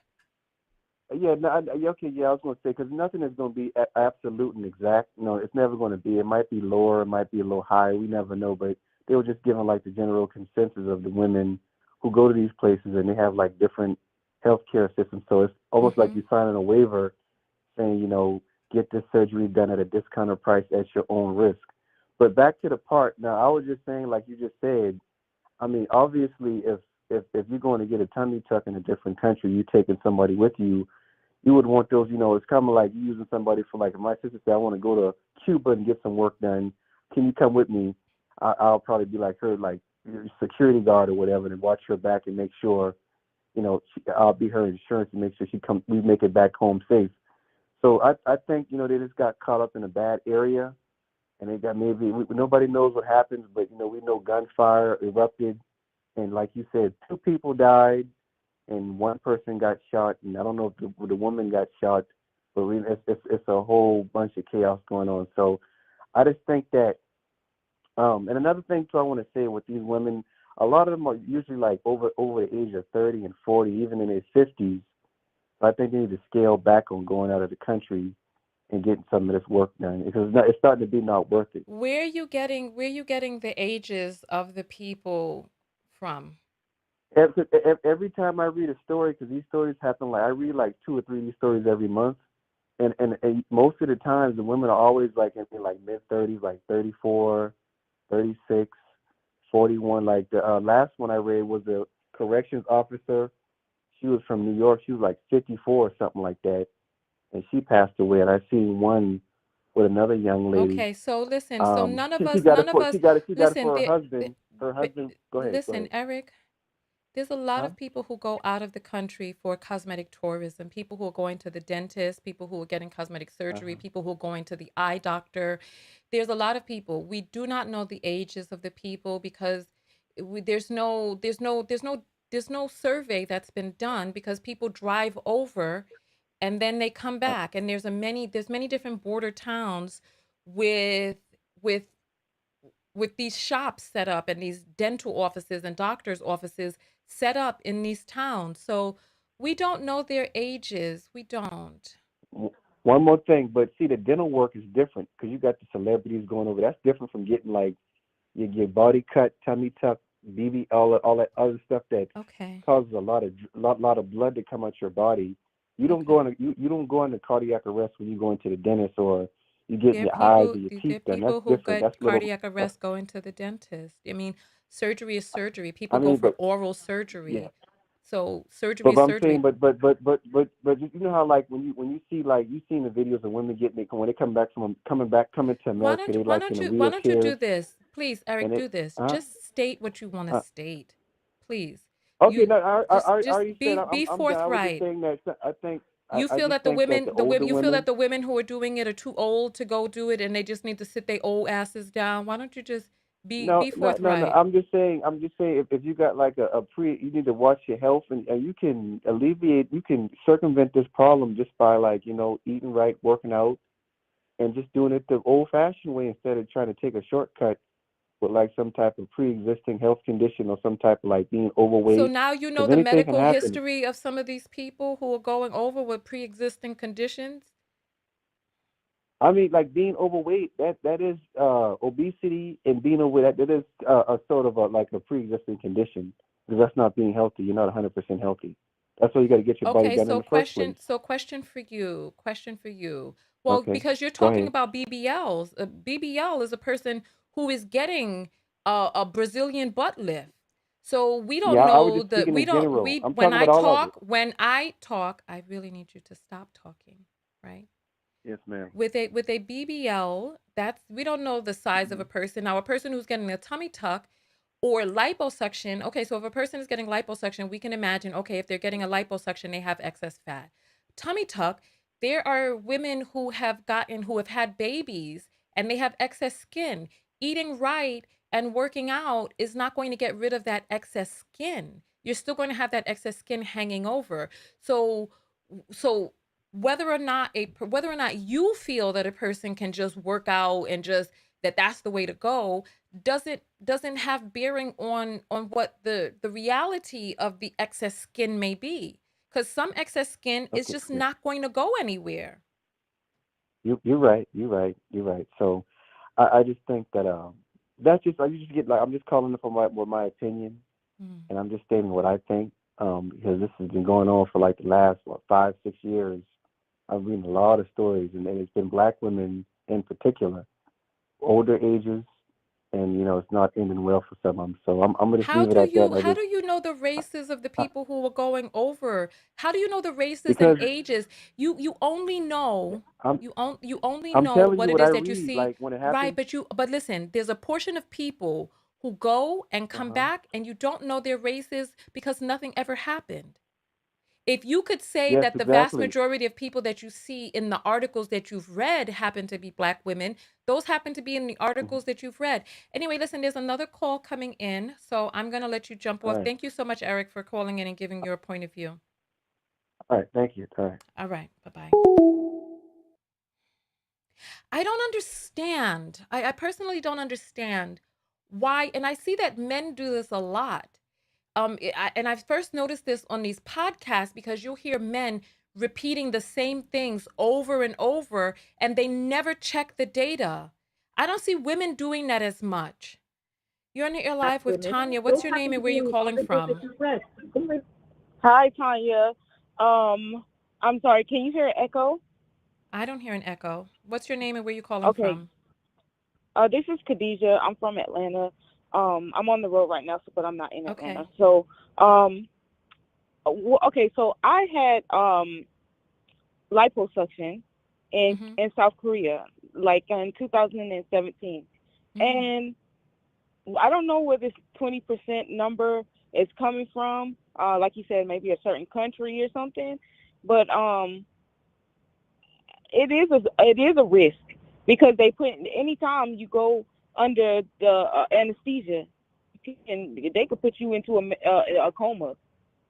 Mm. It's a Yeah. risk. It is a risk, and to be honest, you have to be honest with yourself. The reason you got the tummy tuck, or the reason you trying to get your breast did, or you trying to get liposuction, is the same reason I did, because I wanted to go outside in the summertime with the half short shirts on. Mm. Yeah. So be honest. Yeah. So who are you speaking for, Khadija? I'm Since you I'm speaking for myself, and I'm speaking for everybody, because as soon as they get their BBL, as soon as they tummy tuck heal up, guess what? They buy their favorite clothes. They buy the nice clothes. They show their stomach a little bit, some legs, because now your confidence is up. mm. So I So hear you just say you're let's be talking for for real. all people, but you really, Khadija, can only speak for yourself and what it is that you Mm. did for you. Uh-huh. Technically, I can, even though statistics say it, even though interview people who talk, Hold on, truthfully. Khadija. Hold on. Disclaimer: the views and opinions expressed by guests and callers are those of the individual guest or caller and do not necessarily represent the views and opinions of Tonya TKO, the Tonya TKO Show, and/or its affiliates. For more information, visit tonyatko.com. All right. So listen. Tiffany, don't come for me. She is saying this. Okay, I'm not bad. I I, didn't and mean to I'm call being nobody out by and name. I'm being honest. And I think that anybody that's willing to do that, and because even though my surgery experience was great, and because I did a lot of research, but look, people are getting harmed. People are waking up with one kidney. So What? it is a risk. It's a risk. You don't know if them people gonna take your kidney, your uterus. You don't know if they're gonna take your ovaries. You sleep. It's a risk. Okay. So And what was it? So some what was people, it that some made between. you what was it that made you decide to risk your life for a flatter belly so that you could stunt on other people? Let's see, what was, it's just that I wanted a flatter, I wanted like my abs to show like that the core. Like I just wanted that like appearance. I wanted to wear the little belly shirts and stuff. I know it probably was not the risk did not outweigh the reward. I don't think the risk outweighed the reward. Even though I survived, I don't think the risk is outweighs the reward. Even though I'm going to Turkey to get my nose done, I still think the risk is not does not outweigh the reward. But some people Khadija, do. are you the truck Yeah. driver? My knockout who's a truck driver? Yes. Khadija, what are you doing? What are you going to get done to your nose? Are you having some sort I, of septum issue? no. I like the cosmetics of it. What are And you going to get let's done be to your honest. nose, Khadija? Talk to me now. Because now when you start altering your Okay. ethnic features, now I'm going to get on you. If I'm not going Michael Jackson, then I'm not doing that. I just want a little bit more of a bridge, and that's it. I just want a better Are you side in the truck profile of right my nose. now? Yeah. Let's hear the horn. Let's go do the horn real quick. Come on. Pump up the horn real quick for us. I'm gonna turn up the Okay. volume. Go I gotta ahead. get out my bed. You laying in the bed of the truck? I want to hear the Yes. horn, Khadija. It's still early. It's only in 6 in the evening. I Blow the horn for us, I've been Deej driving. Deej. I've been driving all day, like all night. You just gotta go to the front of the bed and just pull the horn for us. We just want to hear Okay. it real quick. Okay. I'm at a truck stop. You're gonna have these folks looking at me. Okay. Okay. Okay. Okay. That's it. It's a lot of people around here.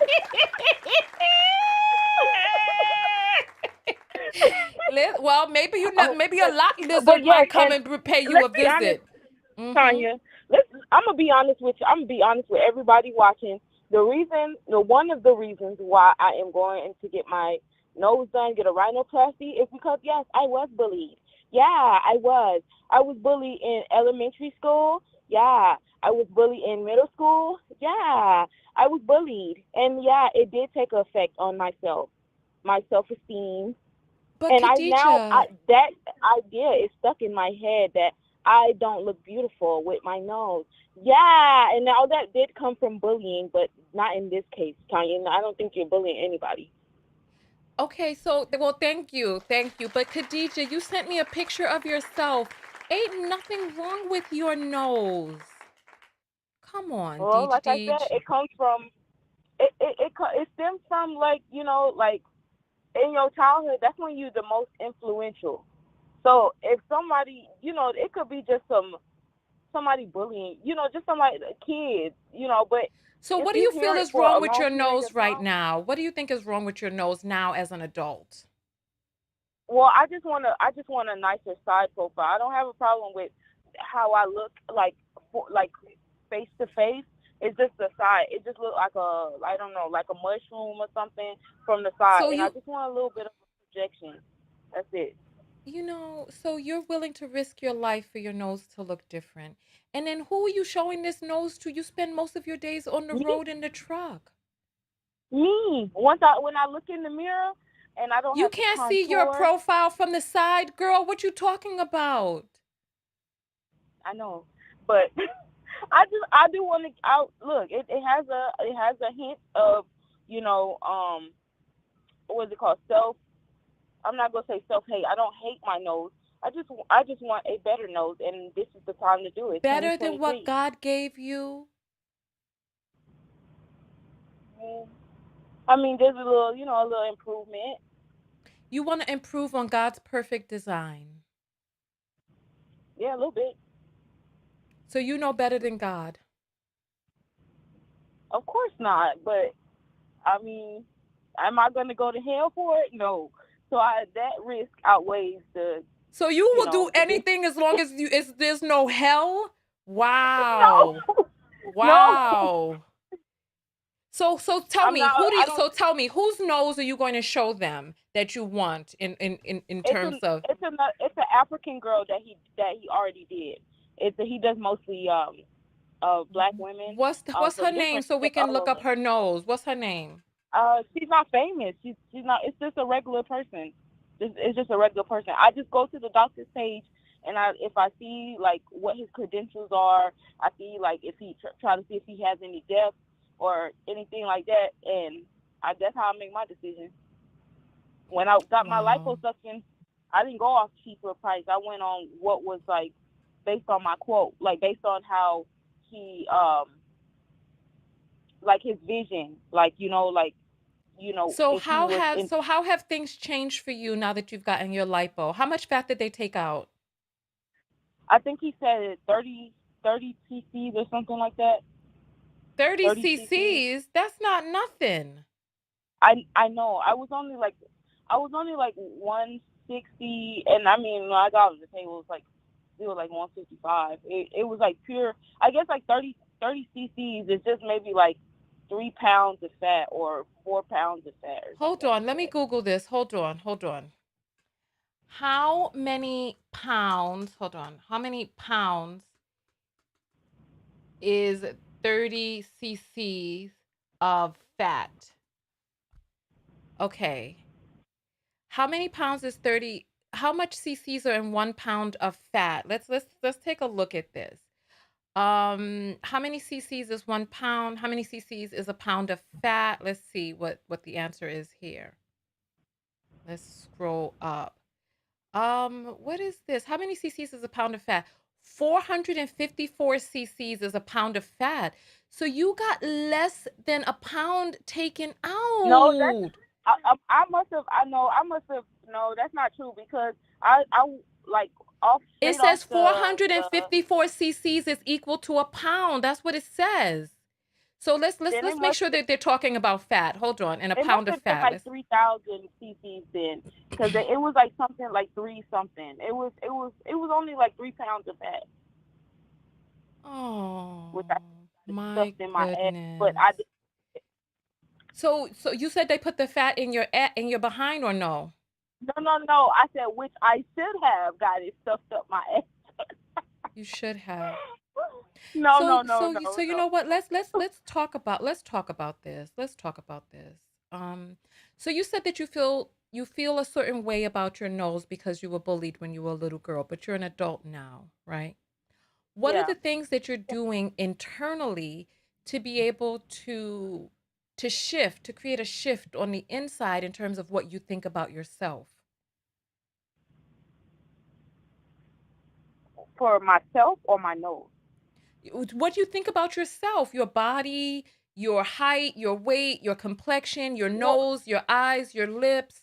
What are you doing oh, internally to create a shift in what you think about yourself?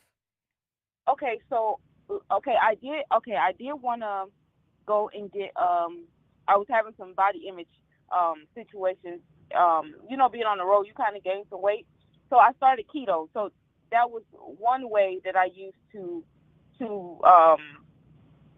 battle the body image Okay. thing. I know how I want to look. I know that I want to lose this weight. So I started keto like 2 weeks ago, and 3 weeks ago, and I've already lost like 16 pounds. So How tall are you? 5'2". Oh, you're short. And so you said you've lost 16 pounds because you said you were 155 when I you was got on one. the table. I was 190. I was 190. So you gained weight after your liposuction? Yeah, the liposuction was in 2017. Okay, so the liposuction was in 2017. And then so Mhm. from then till now, I mean, did you get your massages and your lymphatic Yeah. things and your faja and all of that stuff? So your fat did Yeah. not ossify. It did not get hardened and shift to another place. Well, I started because I wanted to go get a BBL, but so I said, like, I'm not gonna like really care about what I eat. Basically, I was eating cake, I was eating whatever I wanted to, because I'm like, I'm gonna go get I want a BBL. But then I start seeing people limbs be missing. I mean, not limbs, organs be missing. I'm like, you know what? Nah, I don't think I'm gonna go do that. And then everybody booty don't be looking right. Yeah, It be having so whole so places talk to in it. me, Khadija. What are all of the things that you want to get done? Okay, it's a lot. It's not that much, but Let's name it. it's a amount. Okay, so I want a skinny BBL because I have hip dip, and I want more of the curvaceous look from Mm-hmm. the front. The curvy from the front. Got the booty, but I don't have any hips. So that's Okay. one thing. The second thing, and y'all, I'm just being honest, so don't roast Yeah. me. Yeah, no. Okay, the second thing that I want to get done is like my nose. I do want to get my nose done. Um, and I want some fillers. Um, In and your like face, underneath my eyes. Yeah, under my your like some eye. fillers, Okay. like the PRP, platelet rich plasma. It's Okay. out from your own blood. I think it's the most natural way to get collagen build up in your with Yeah. that. Yeah. So Yeah. yeah, I mean, I know it sounds like um what lack of self love, but it is Mm. what it is. I called in to be honest, Yeah, you know what? I appreciate your honesty. I just and wish I'm that you young. I don't. y- I'm 20.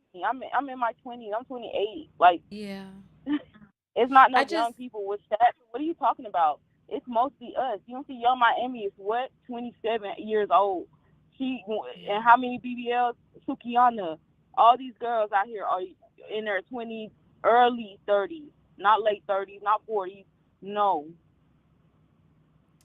Yeah, I just wish that you saw yourself how I see you. I I mean think you're like beautiful. 80%. I think you're beautiful, and I think that there could be a need here for you to speak to a therapist. Have you seen a therapist before? Because we talked about this and we talked about some of your childhood trauma. And so, have you seen a therapist yet? Nope, I And don't have so, time. but you got time to go. You could do televisits. The same that you're on this phone call, you can do a Hmm. televisit with a therapist. All you have to do is set it up. And as a truck driver, I know you have insurance.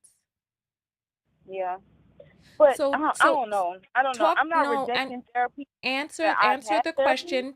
Listen, because you know that we have spoken before. I remember the phone call because you were one of my favorite callers during the pandemic. And so we talked about some of your childhood trauma and some of those things. I don't know the particulars. I don't remember the particulars because when people confide in me, I push it out of my mind and I allow the slate to be clean. But I do remember that there was childhood trauma and that there were some things that you're still recovering from. And so instead of going and getting those things addressed, you're now undergoing the knife for multiple procedures instead of investing the time in working on the things that are happening to you and have happened to you psychologically so that you can create the shift so that you see yourself in a different way so that you're not as hard on yourself and looking because once you get those things done, how sure are you on a scale of 1 to 10, how sure are you that those will be the only procedures that you want? I think, to be honest, and I'm not being dissident, I think that's the only procedure that I want. But I did want to say this that yes, it's still that stuff is not going to address the childhood trauma. It's not going to address it at all. It's just I think that stuff is more like body image. It's more like Right. uh, So let me ask you this stuff like question. that. Question to you, right? So you want to get these procedures done in your 20s, right? Do No, you think no, I've been waiting. I do want to get oh, my hold on, fillers you're in now.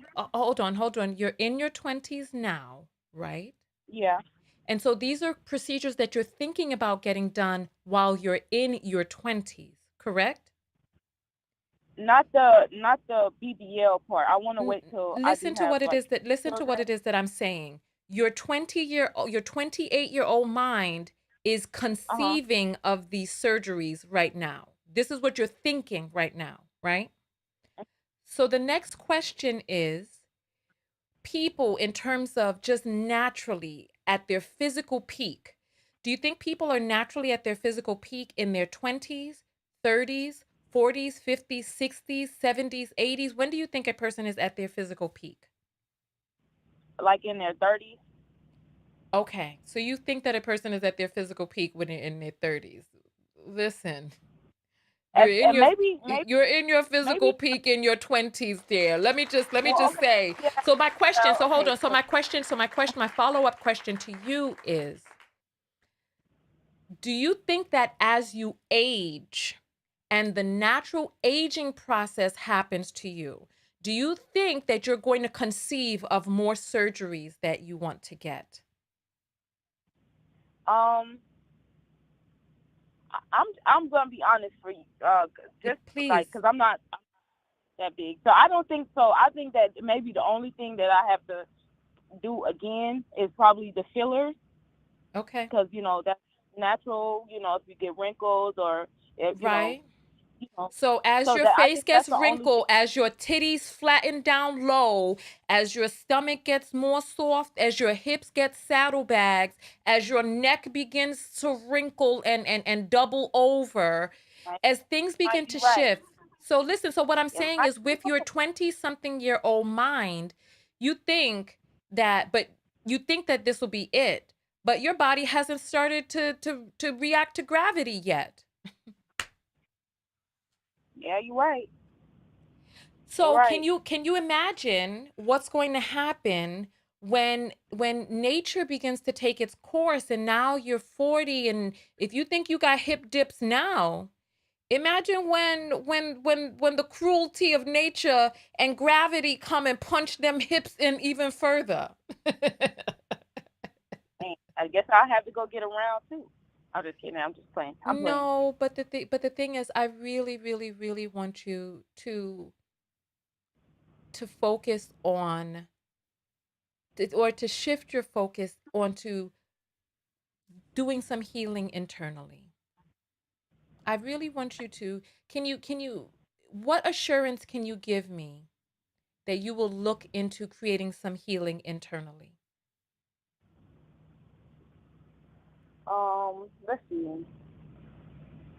I'll at least see who my provider, like what kind of you know therapy or I don't Yeah. know, psychologist, So psychology. why I don't so know. why don't so why don't you do this? Let me I'm about to save your number because I'm going to follow up with you to see I'm going to follow up with you to see if you have actually made the steps to finding out your provider and who's available to you as from your provider for mental health care. Okay? Okay. Okay. Listen, I love you very much and I want you to to live this life free and unencumbered. Okay? And I want you to do the steps that you can now to shift into loving yourself more. Okay, Ma? Yes. I hear you. I hear you. I understand. I understand. And I'm gonna do that. I'm gonna be accountable for my own actions. And I'm gonna do that. Okay, do you want an accountability partner to follow up with I you? I knew I knew that was next. I knew it was Mhm. next. Do you want an accountability um partner to follow up with you to just kind yeah, of check? Okay. So listen, people from the text notification squad, can you send a message behind the scenes to me if you're willing to be her accountability partner? As her accountability partner, all you have to do is just how many days will it take you to contact your provider? um I think I have to look inside of the because they have a list of um what is it? It's not like practices like Wellstar and stuff like that. They might have something in Atlanta that has like a walk-in office or something. I don't know, Okay. or maybe So why Zoom don't like so you why said. don't you so why don't you do this? Send me a text message with your email address. I'm going to get you an accountability partner to follow up with Okay. you by Friday. Okay? By Okay. Friday, you should have made the call to your provider to find out what's available in terms of mental health care. So this Friday, let me see what the date is for this Friday. This Friday is the 10th of March. Okay. So you have Wednesday, Thursday, and then Friday, you're going to get a phone call to just double check with you to make sure that you've called your provider. So that's okay. Okay, yeah, and I'll send All the right. email now. All right. Wonderful. Thank you so much. Thank you. You have a great rest of your day. You too. Bye bye. All right. Thank you.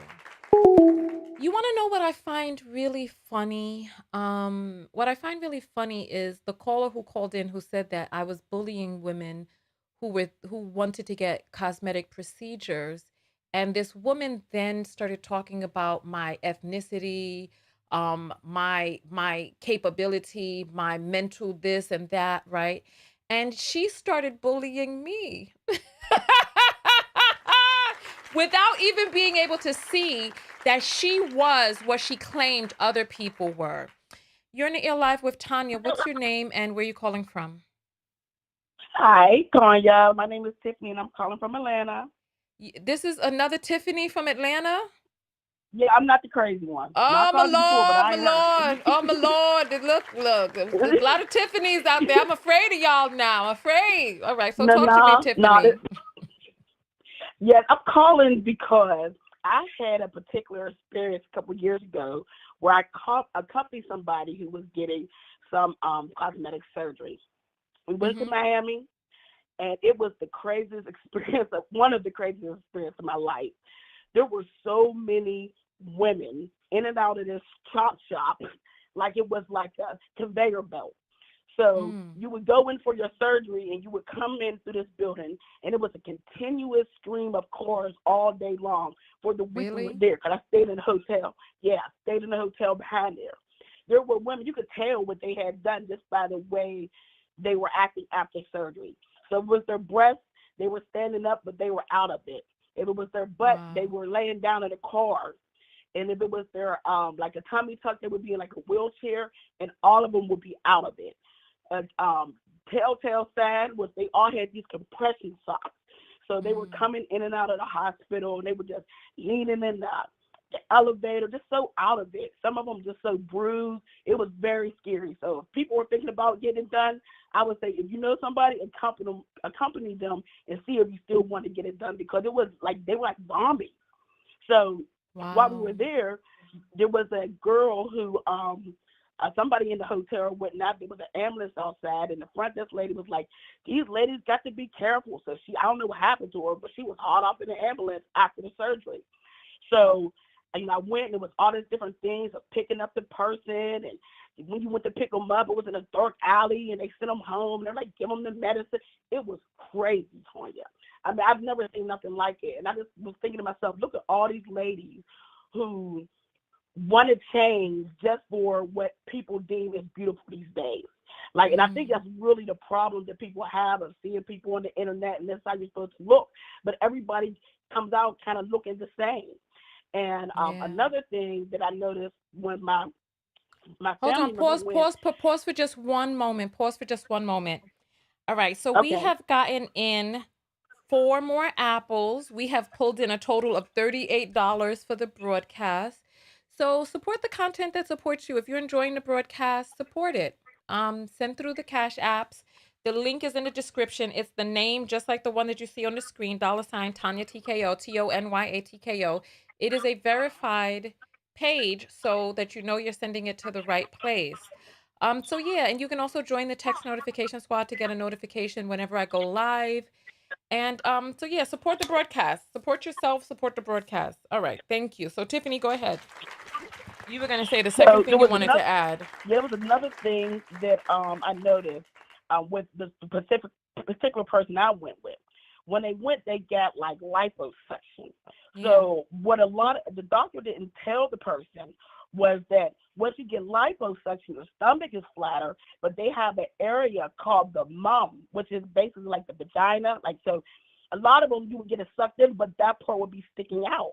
So they don't tell you that. Well, they didn't tell this person that. So of course she had to go back another time to get something else done. And then while she was there, she got a little something else done. So it's kind of like addictive. And it's like the doctors want you to come back. It's big business. And I mean, the amount of money they were making in that week, I mean, it was just astronomical. But it was just so many ladies, a So continuous you stream talking from the about the time they pum opened. pum bump, the muff? Yes, yes, So yes, it was so they yes, took the fat out from the belly, but the pum pum had a big bump. yes. Wow.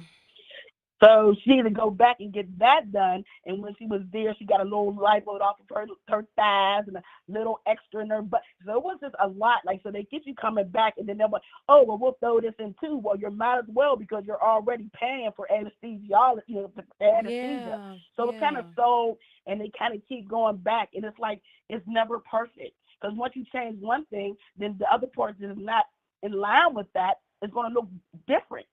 So you might get a flat stomach, but if you got a flat stomach and now your moof is sticking out and your butt, it's going to look not what you want it to. Want it to. Wow. So basically, if you Yeah. don't get almost a full body, if you don't have that kind of body in the beginning, then you're always going to have to be building on something to get the desired look. So Well, you it know was an what? experience. Not only that, from what it is that I have heard, that the fat really just so the fat that is on your body is genetically encoded. And when you get the lipo, if you gain weight, the fat just rushes back into the area or just shifts to another place. But like it's genetically Mhm. already coded in your genes that you're going to have this amount of fat. And when you get it sucked out with lipo, it just comes back someplace Mhm. else as soon as you and then also it's also with the massages that you have to get. If you don't get the massages Mhm. just the right way and enough of them, then you get Mhm. ossified fat, which it becomes calcified, hardened, and your Mhm. abdomen looks bumpy and all these other things, all these other complications. So, wow, Mhm. Tiffany, we appreciate your perspective, but you know what? This gives insight into the vast number of women who are risking their lives, ordinary women, but this is what I'm saying, bus Mhm. drivers, truck drivers, teachers, Mhm. um school cafeteria people, any type of person. And I have to tell you, from standing next to that woman who was on Love and Hip Hop, there's no way I can't compare to a person who has had surgeries. I can't compare. Like, I don't want to take them off and swing them, but I can't compare. I can't compare. A I natural think body I can't think we compare I to think a. I think Mhm. we can, because it's just the fact that we've been brainwashed in a way that we're not good enough. I think natural beauty is different. It's like a snowflake. Everybody's different. If you take Mm. away that originality, you have the same thing over and over again. And I just don't see the beauty in that personally. I think You don't, but everybody, if these you have a men love healthy, it. These men love right, it. exactly. I agree. I agree. Like, I'm a plus size person, but I work out. I've been working out for a long time, so I keep myself healthy. My numbers are really good. So that's Mm. something that I'm working on. But I still have never felt the pressure to do that, just because even though everybody else might not love it, there's still a love that I have for myself, that I'm comfortable, that I don't feel that I need to change for anybody but myself. So what Yeah. everybody else thinks or what everybody else considers as beautiful, I don't. You know what I mean? So I wish more people would have that outlook, instead of feeling like if you don't look this certain way, then you're not beautiful as well. Yeah, no, you know what? I'm glad that you mentioned your numbers because that's really important. Like paying attention to what the numbers say. What do the numbers say? How is the Mhm. blood panel? How's the A1C cholesterol? How is this? How is that? What's your resting heart rate? What's your blood pressure? All of these things, because obesity is a disease and it is important Yes. to be able to stay on top of your numbers and be healthy. And I am not saying that I don't want people to be healthy or I'm fat, just accept me as I ill. No, I'm not saying that Mhm. either. I'm saying, what does self-love look like? What do the activities that you participate in, how does that support your self-love? So listen, Tiffany, thank you so much for calling in. I appreciate you. You're welcome. Have a great day, Tonya. You too. Bye-bye. All right. There are 500 people on YouTube, 40 on Facebook, and we got our one Twitchy in the house. If every person sent $1, and you don't even have to leave, you could just send the dollar through. You don't even have to write a whole message and make a big deal about it. If every person sent $1, that would really support the broadcast. So we've been on here for almost 3 hours. So I appreciate everybody who contributes, who's contribute on the phone in the conversation, the people who are contributing in the chat. the people who are contributing um, on the Apple. So I appreciate all of you. Thank you so much for calling in. What's your name and where are you calling from? Hi, this is Vava from New York. How are you doing? Hey, Vava from New York. Talk to us. What is your comment about all of this? Yeah, so I just wanted to take it back to just the idea of how dangerous vanity has become for us as women. Mm-hmm. And it doesn't even matter whether or not you're talking about Black women, because it's all races, right?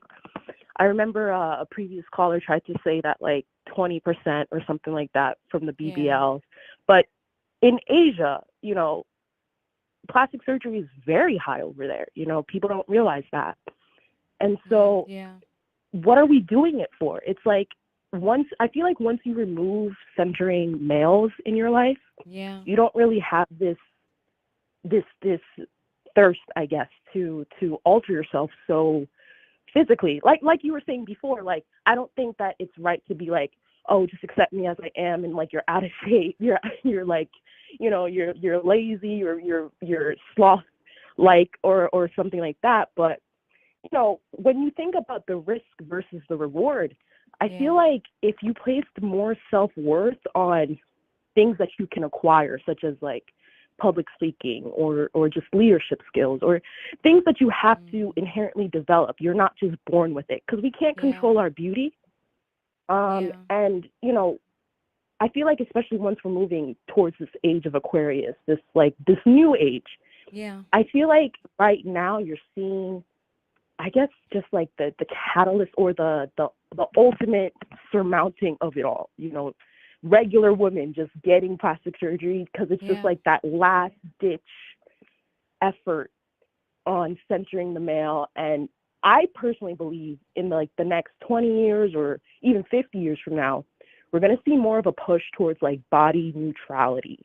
Like, as long as your body is functioning and you are doing everything that you can within the vicinity of your body, no matter what your disability is, no matter what genes you were born in, as long as you're doing the best that you can with the body that you were born in, I feel like that's going to be a lot more rewarded in the next 50 years from now. You know what? I think that is true.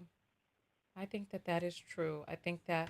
Oh, my second mouse is not charged. Give me 1 second. I have two mice, so that when one dies, I just put the second one in, but I didn't charge the second one. So my one mouse is dying, and I don't have another one ready.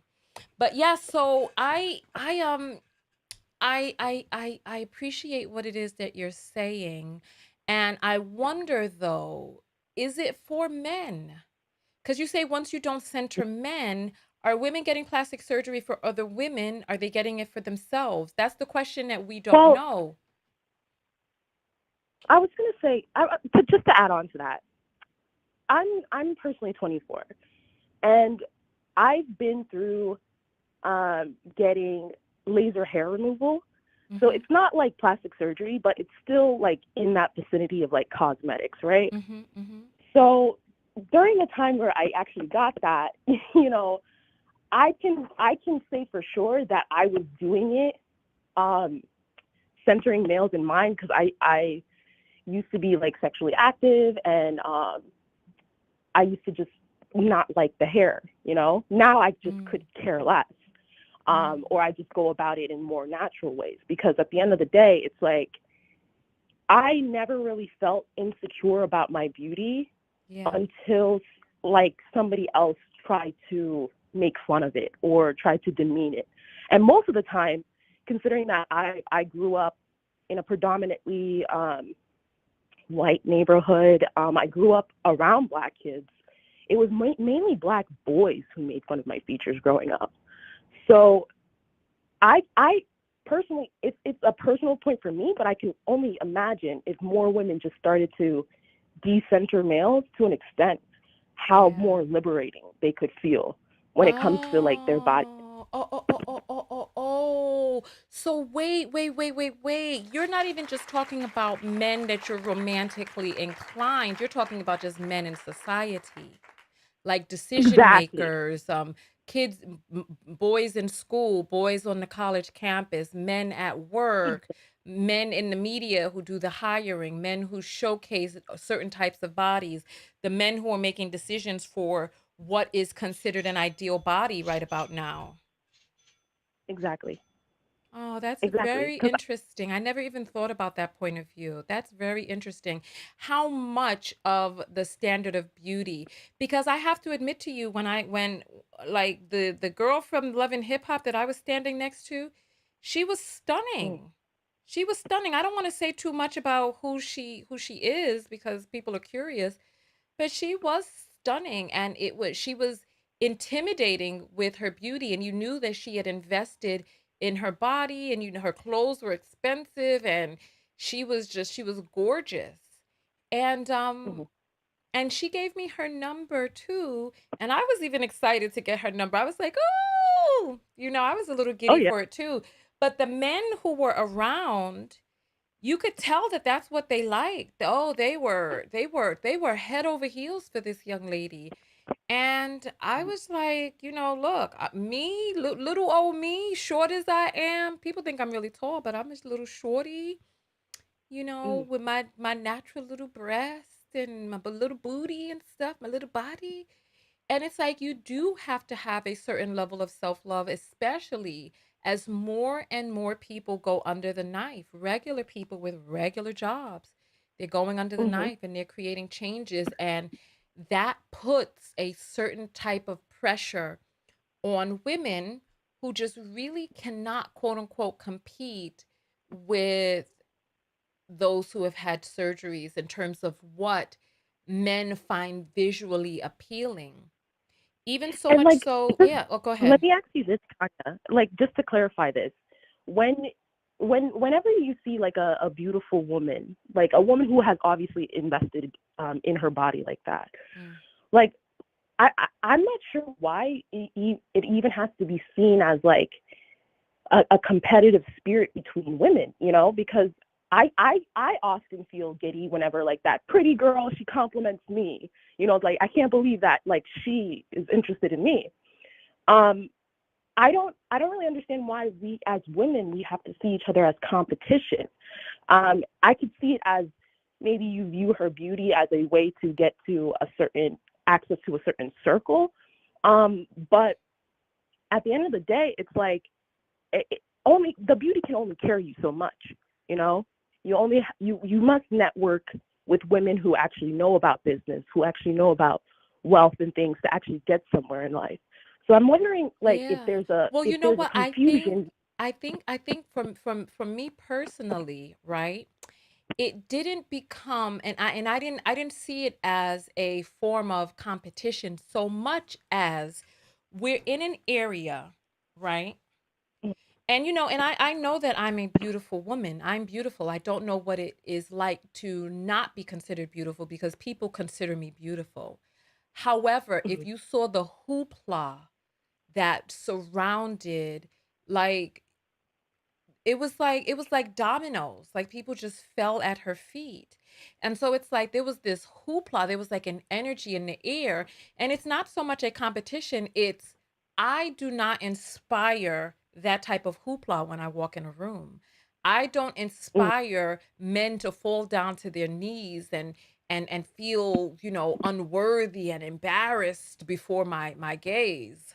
You know what I mean? So it's like it's not so much as a competition as the type of hoopla that I garner in a room with natural body, natural beauty is not going to mhm, be the same. And if you know what's really interesting, now that I say this out loud, what's really interesting is that there are a lot of black men online who are constantly pushing for black women to not wear makeup, to black women to not put on eyelashes, not wear eyeliner, don't wear foundation, don't do this, don't do that. And a natural face with its blemishes and all of that, in my opinion, cannot compare to the flawless smoothness that foundation gives. Like my skin is Oh, pretty much smooth because I take care of my skin. And, the vitamin E is going to be coming this summer, right? love it. However, even my beauty, it's like you can't compare to the look of eyeliner. Like naturally, a natural eye does not grow eyeliner. It doesn't. Right. Like eyeliner is something that you add on top, and it's like it's incomparable. You can't really compare the two, but you have to remember that we have women who used to compete, not even compete, but so they did this survey of men Mhm. and they asked them to rate their girlfriend or wives on a scale of on a multifaceted scale, right? And the men and Mhm. so they gave them however it is that they rated, right? Whether it was a sliding thing or whatever, so that it wasn't a number, it was sliding so that they wouldn't know what their number was. So Yeah. they had the men come in and rate their wives or girlfriends based on beauty, desirability, sexiness, all of this stuff. And then I said sexiness. I wonder why the thing the the thing down at the bottom, the words at the bottom cuts out sexiness. That's not an obscene word. Can I say sex? I can say sex, but I I can't say would. sexiness. Nonetheless, Mm. so sorry. I just got sidetracked by seeing all the stars. I'm like, why is that word prohibited? But nonetheless, so after they gave their rating, the men then looked at magazines of airbrushed models. So they looked at the magazines, the airbrush models, the women who had their cellulite airbrushed off, the Cosmos and the nudie magazines and all of this other stuff. And then they were asked to rate their wives and girlfriends again. And after looking at the magazines, the men rated their partner lower than before they saw those images, right? So you get what I'm saying, Mm. right? Yeah. So why? Why? So the male gaze, what the male considers attractive, even how attractive he considers his own partner, and especially women who have been in long-term relationships and you want to spice things back up again and you're feeling self-conscious because every year there's younger and prettier. Every Yes. year.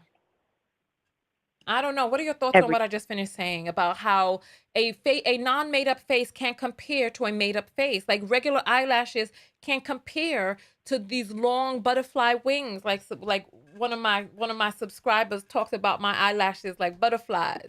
So how can a non-surgery body compare? I mean, because breasts, once they are a certain size, they're not going to be up here on your chest like two half a cantaloupes. They're not. Right. But I feel like what you're missing out here, Tanya, is Mhm. is I've spoken to men who have been on deployment, right? Yeah. And deployment in the military, and they're surrounded by men 24/7. So Okay. the moment that they come in contact with a woman, no matter what she looks like, immediately they start to get hot and heavy. They start to romanticize things like that. It's like that proximity effect. And so it's like, is it a side effect of the world that we're living in where we have access to multiple images of women? So theoretically, there's always going to be a prettier woman. There's always going to be a better woman. Yes, of course. And Yeah. I feel like the fact that you listed that study, that survey, it goes to show how much less we need to listen to men, because if there's that because I see makeup, Shallow. I don't see makeup as I don't see makeup as a deterrent. I really don't. I see it as an art form. I actually think that Mhm. it's a form of creativity. Mhm. Same thing with doing your hair.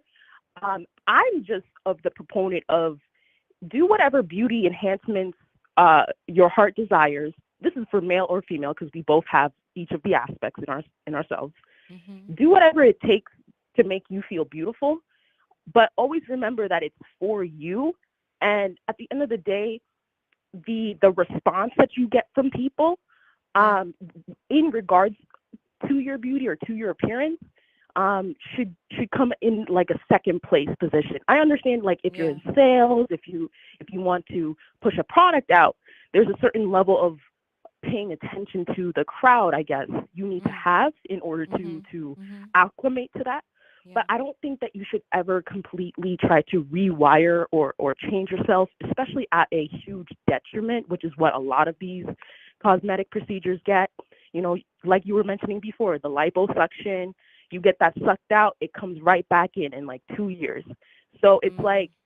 like when you're trying to think about the risk versus the reward, I personally would rather save my money, the money that I would have spent on cosmetic procedures, so that way I can be that rich auntie when I'm like, 60 something, like 80 something and beyond, Mm. because I put it in like a 401k.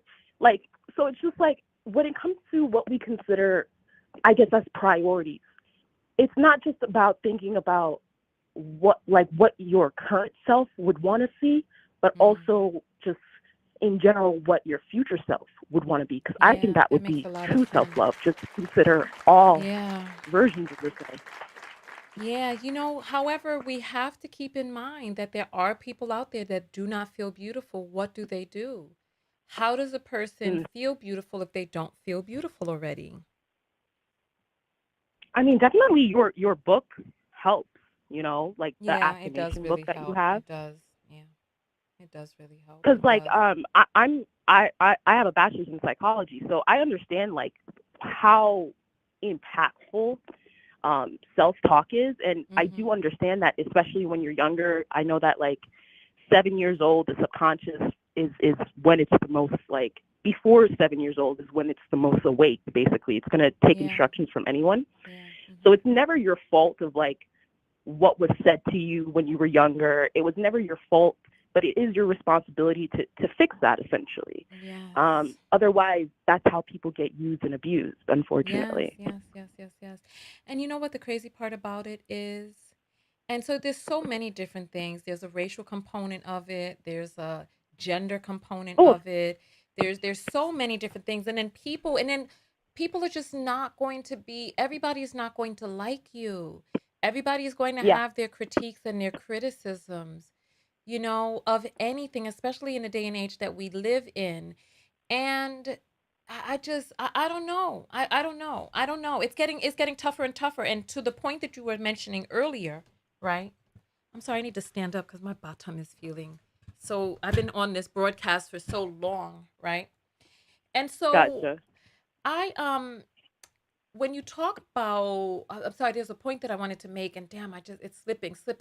Oh, here, I've just remembered it. I pulled it back in. Um, the internet dating that we're on. So back in the days, people used to find the prettiest person, the most handsome person, the person who was the best fit for them in their current area.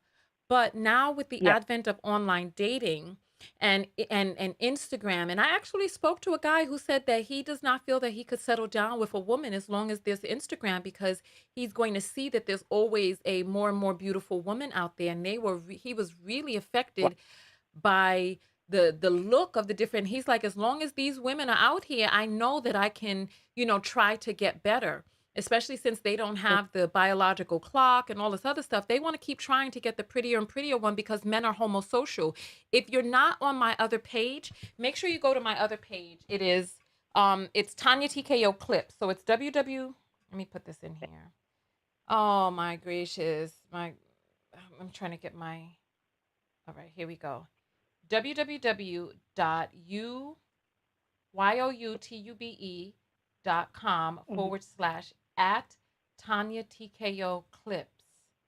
And on that page, you'll see videos that I've done. They're educational videos that are listening to different speakers that are pontificating on, things that can deteriorate your self love. There's a video over there that talks about how men are homosocial. They are Mhm. more interested in the ideas that other men have of them. So the woman that they get is an extension of how they can flex with other men. So go take a look at that video. It's really deep and profound, right? It's really deep and profound. Yeah, I'll definitely have to click on that. I actually didn't realize that there was a second channel. So Yeah, there's a thanks for second that. channel where I put the shorter videos so that you all can see them over there. There's another video that I talk about.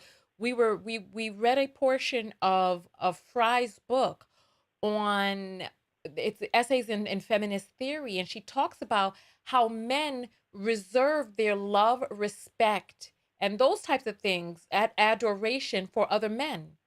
If you really think Yeah. about it, men don't really, truly appreciate and love women. Actually, being called a woman is an insult. Like, this is why people go around talking about bruh, calling men dudes and nigga and this, that, and the other. And I have to Hmm. correct people all the time. They even call groups of women guys, you guys this, you guys that. And I have to correct people all the time. I'm like, do not refer to me as a man. Don't give me male pronouns because I'm not Hmm. down with that. Like, respect my womanhood. This is why it's an insult for a man to be called girl. Like, they'll be like, man, listen. And I'd be like, girl, hear me. And they be like, ah, they Yeah. get upset if you call them a girl, but you're supposed to be okay with being called a man because a woman being called a man is a compliment because of what it is that we think about men. But a man being called a woman or a boy being called a girl, don't be a girl about it. Like in the army, they're like, come on, girl. And Mm. they're like, you little girls and all this other stuff. And so they use calling them girls or women as an insult. And it's like it's high time that we stop this. Like, calling a person a woman is not an insult. And we have to Yeah. change our societies and what we think about women in our societies. Yeah, what And I up, feel like bruh? that. Go ahead. No, I finished. I finished. Oh, I was gonna just add on to that when you talk about like the added disrespect of like women in general, like the fact that it's not even respected. Yeah. I feel like that goes back to the whole like, well, I don't mean to offend like Christians or anything, but like the whole idea of like the woman coming from the rib. Yeah. So in our society, the way that we see women, it's essentially we're trying to see women as like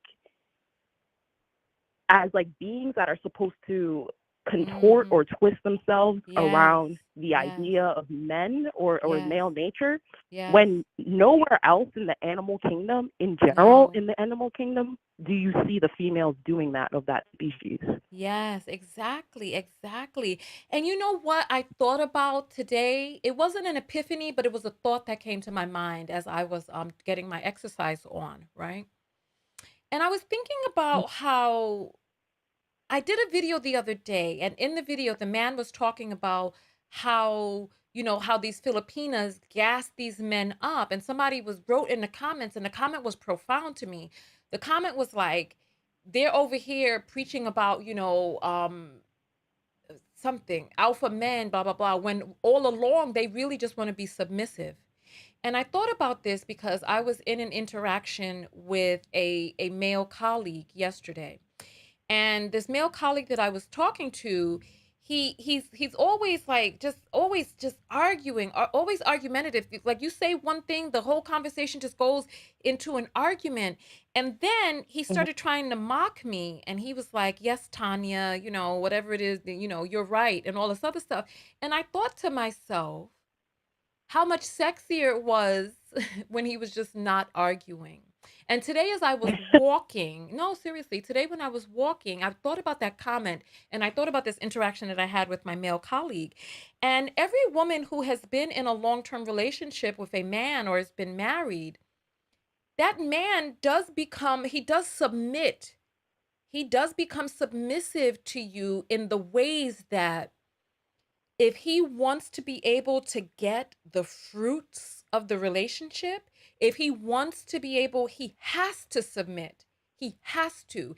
He has to be able to contort himself to what it is that the woman wants. So when you're talking about in the animal kingdom, these little birds are building whole nests. They have evolved to have all types of plumage to be able to Yep. attract the female. And so men if you're going to be in a successful relationship with a woman, you must submit to her. And I don't understand why women are being tasked with submitting to beings that do not have the intuition, the foresight, and the cognitive ability of women. I don't understand how we Yep. got this wrong. I don't understand. Yep.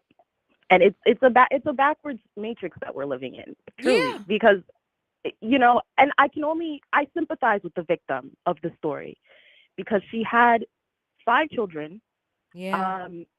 and I can only think of, she was just trying to grab something to make her feel better, as we do with beauty in general. You get a Yeah. haircut when you want to feel Yeah. sexy. You Yeah. put on makeup when you want to feel good. I Yeah. can only imagine she was trying to do that in the pursuit of feeling good or better about herself. But I feel like it's also a warning to, especially women who have children. Mm. Don't try to think that you need to change yourself or to contort yourself in order to Mm. find somebody who will respect you this time, or who will love you this time. I Mm. feel like a lot of the Well, times I too. listen, I don't want us to speculate on why she got her surgeries though. But go ahead. That's true. Yeah, I was just going to just say, I feel like sometimes you could see your children as, sometimes when I'm talking to women who Yeah. have children, sometimes they think of their children as like something that's holding them back.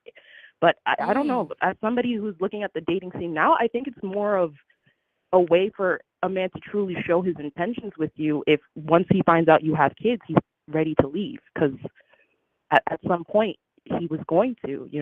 It's like, Yeah. I feel like there's a lot of things that go into the plastic surgery thing. It could Yeah. be childhood stuff, it could be the dating Yeah. stuff, it could be just how you want to It's the perceive yourself self-hate in of black employment. men. Let me tell you, I need to do a video reaction Mm. because when I started searching for my Lord, I'm not going to say anything. I'm not going to say anything. I'm going to say that this is a black community issue. That men of other communities, especially because there's a commodity in whiteness. There's a currency of whiteness, but black men, Mm. oh my gosh, the vibration is so low nowadays that they hate themselves and they hate any quote unquote nigglets who look like them or who have negroid features, but come in with some biracial babies and he done left his whole pre-family to come and be with you and your biracial kids. So that's a whole different story, but we'll talk about that in another video. We'll talk about that in another video. But yes, so I appreciate you calling in and giving your statements and your point of view on what it is that we were talking about today, because there were a lot of things that were discussed. And oh, from your psychologist's opinion, did you see me trying to diagnose anyone today? No, I did not see it. Girl, let me let you get off the phone. Thank you so much for calling in. Absolutely. Thank you, Tonya. All right, bye-bye. Woo, today was great. I appreciate you all. I'm going to read the apples. Let me first, what should we do? What should we do? Listen, join the text notification squad. The here, www.tonyatko.com/text. So when you join the text notification squad, you get a text whenever we go live. You get the notification to your phone, and you get invited to a secret group that we have behind the scenes where we communicate between broadcasts. So I appreciate there's over 560 people on the text notification squad now. So I appreciate each and every one of you who are on there. I'd say about 20% of the people on the text notification squad are in our group. And so we just communicate behind the scenes. We're doing a fitness challenge right now. And so on that note, I am going to check the apples, and then I'm going to look for your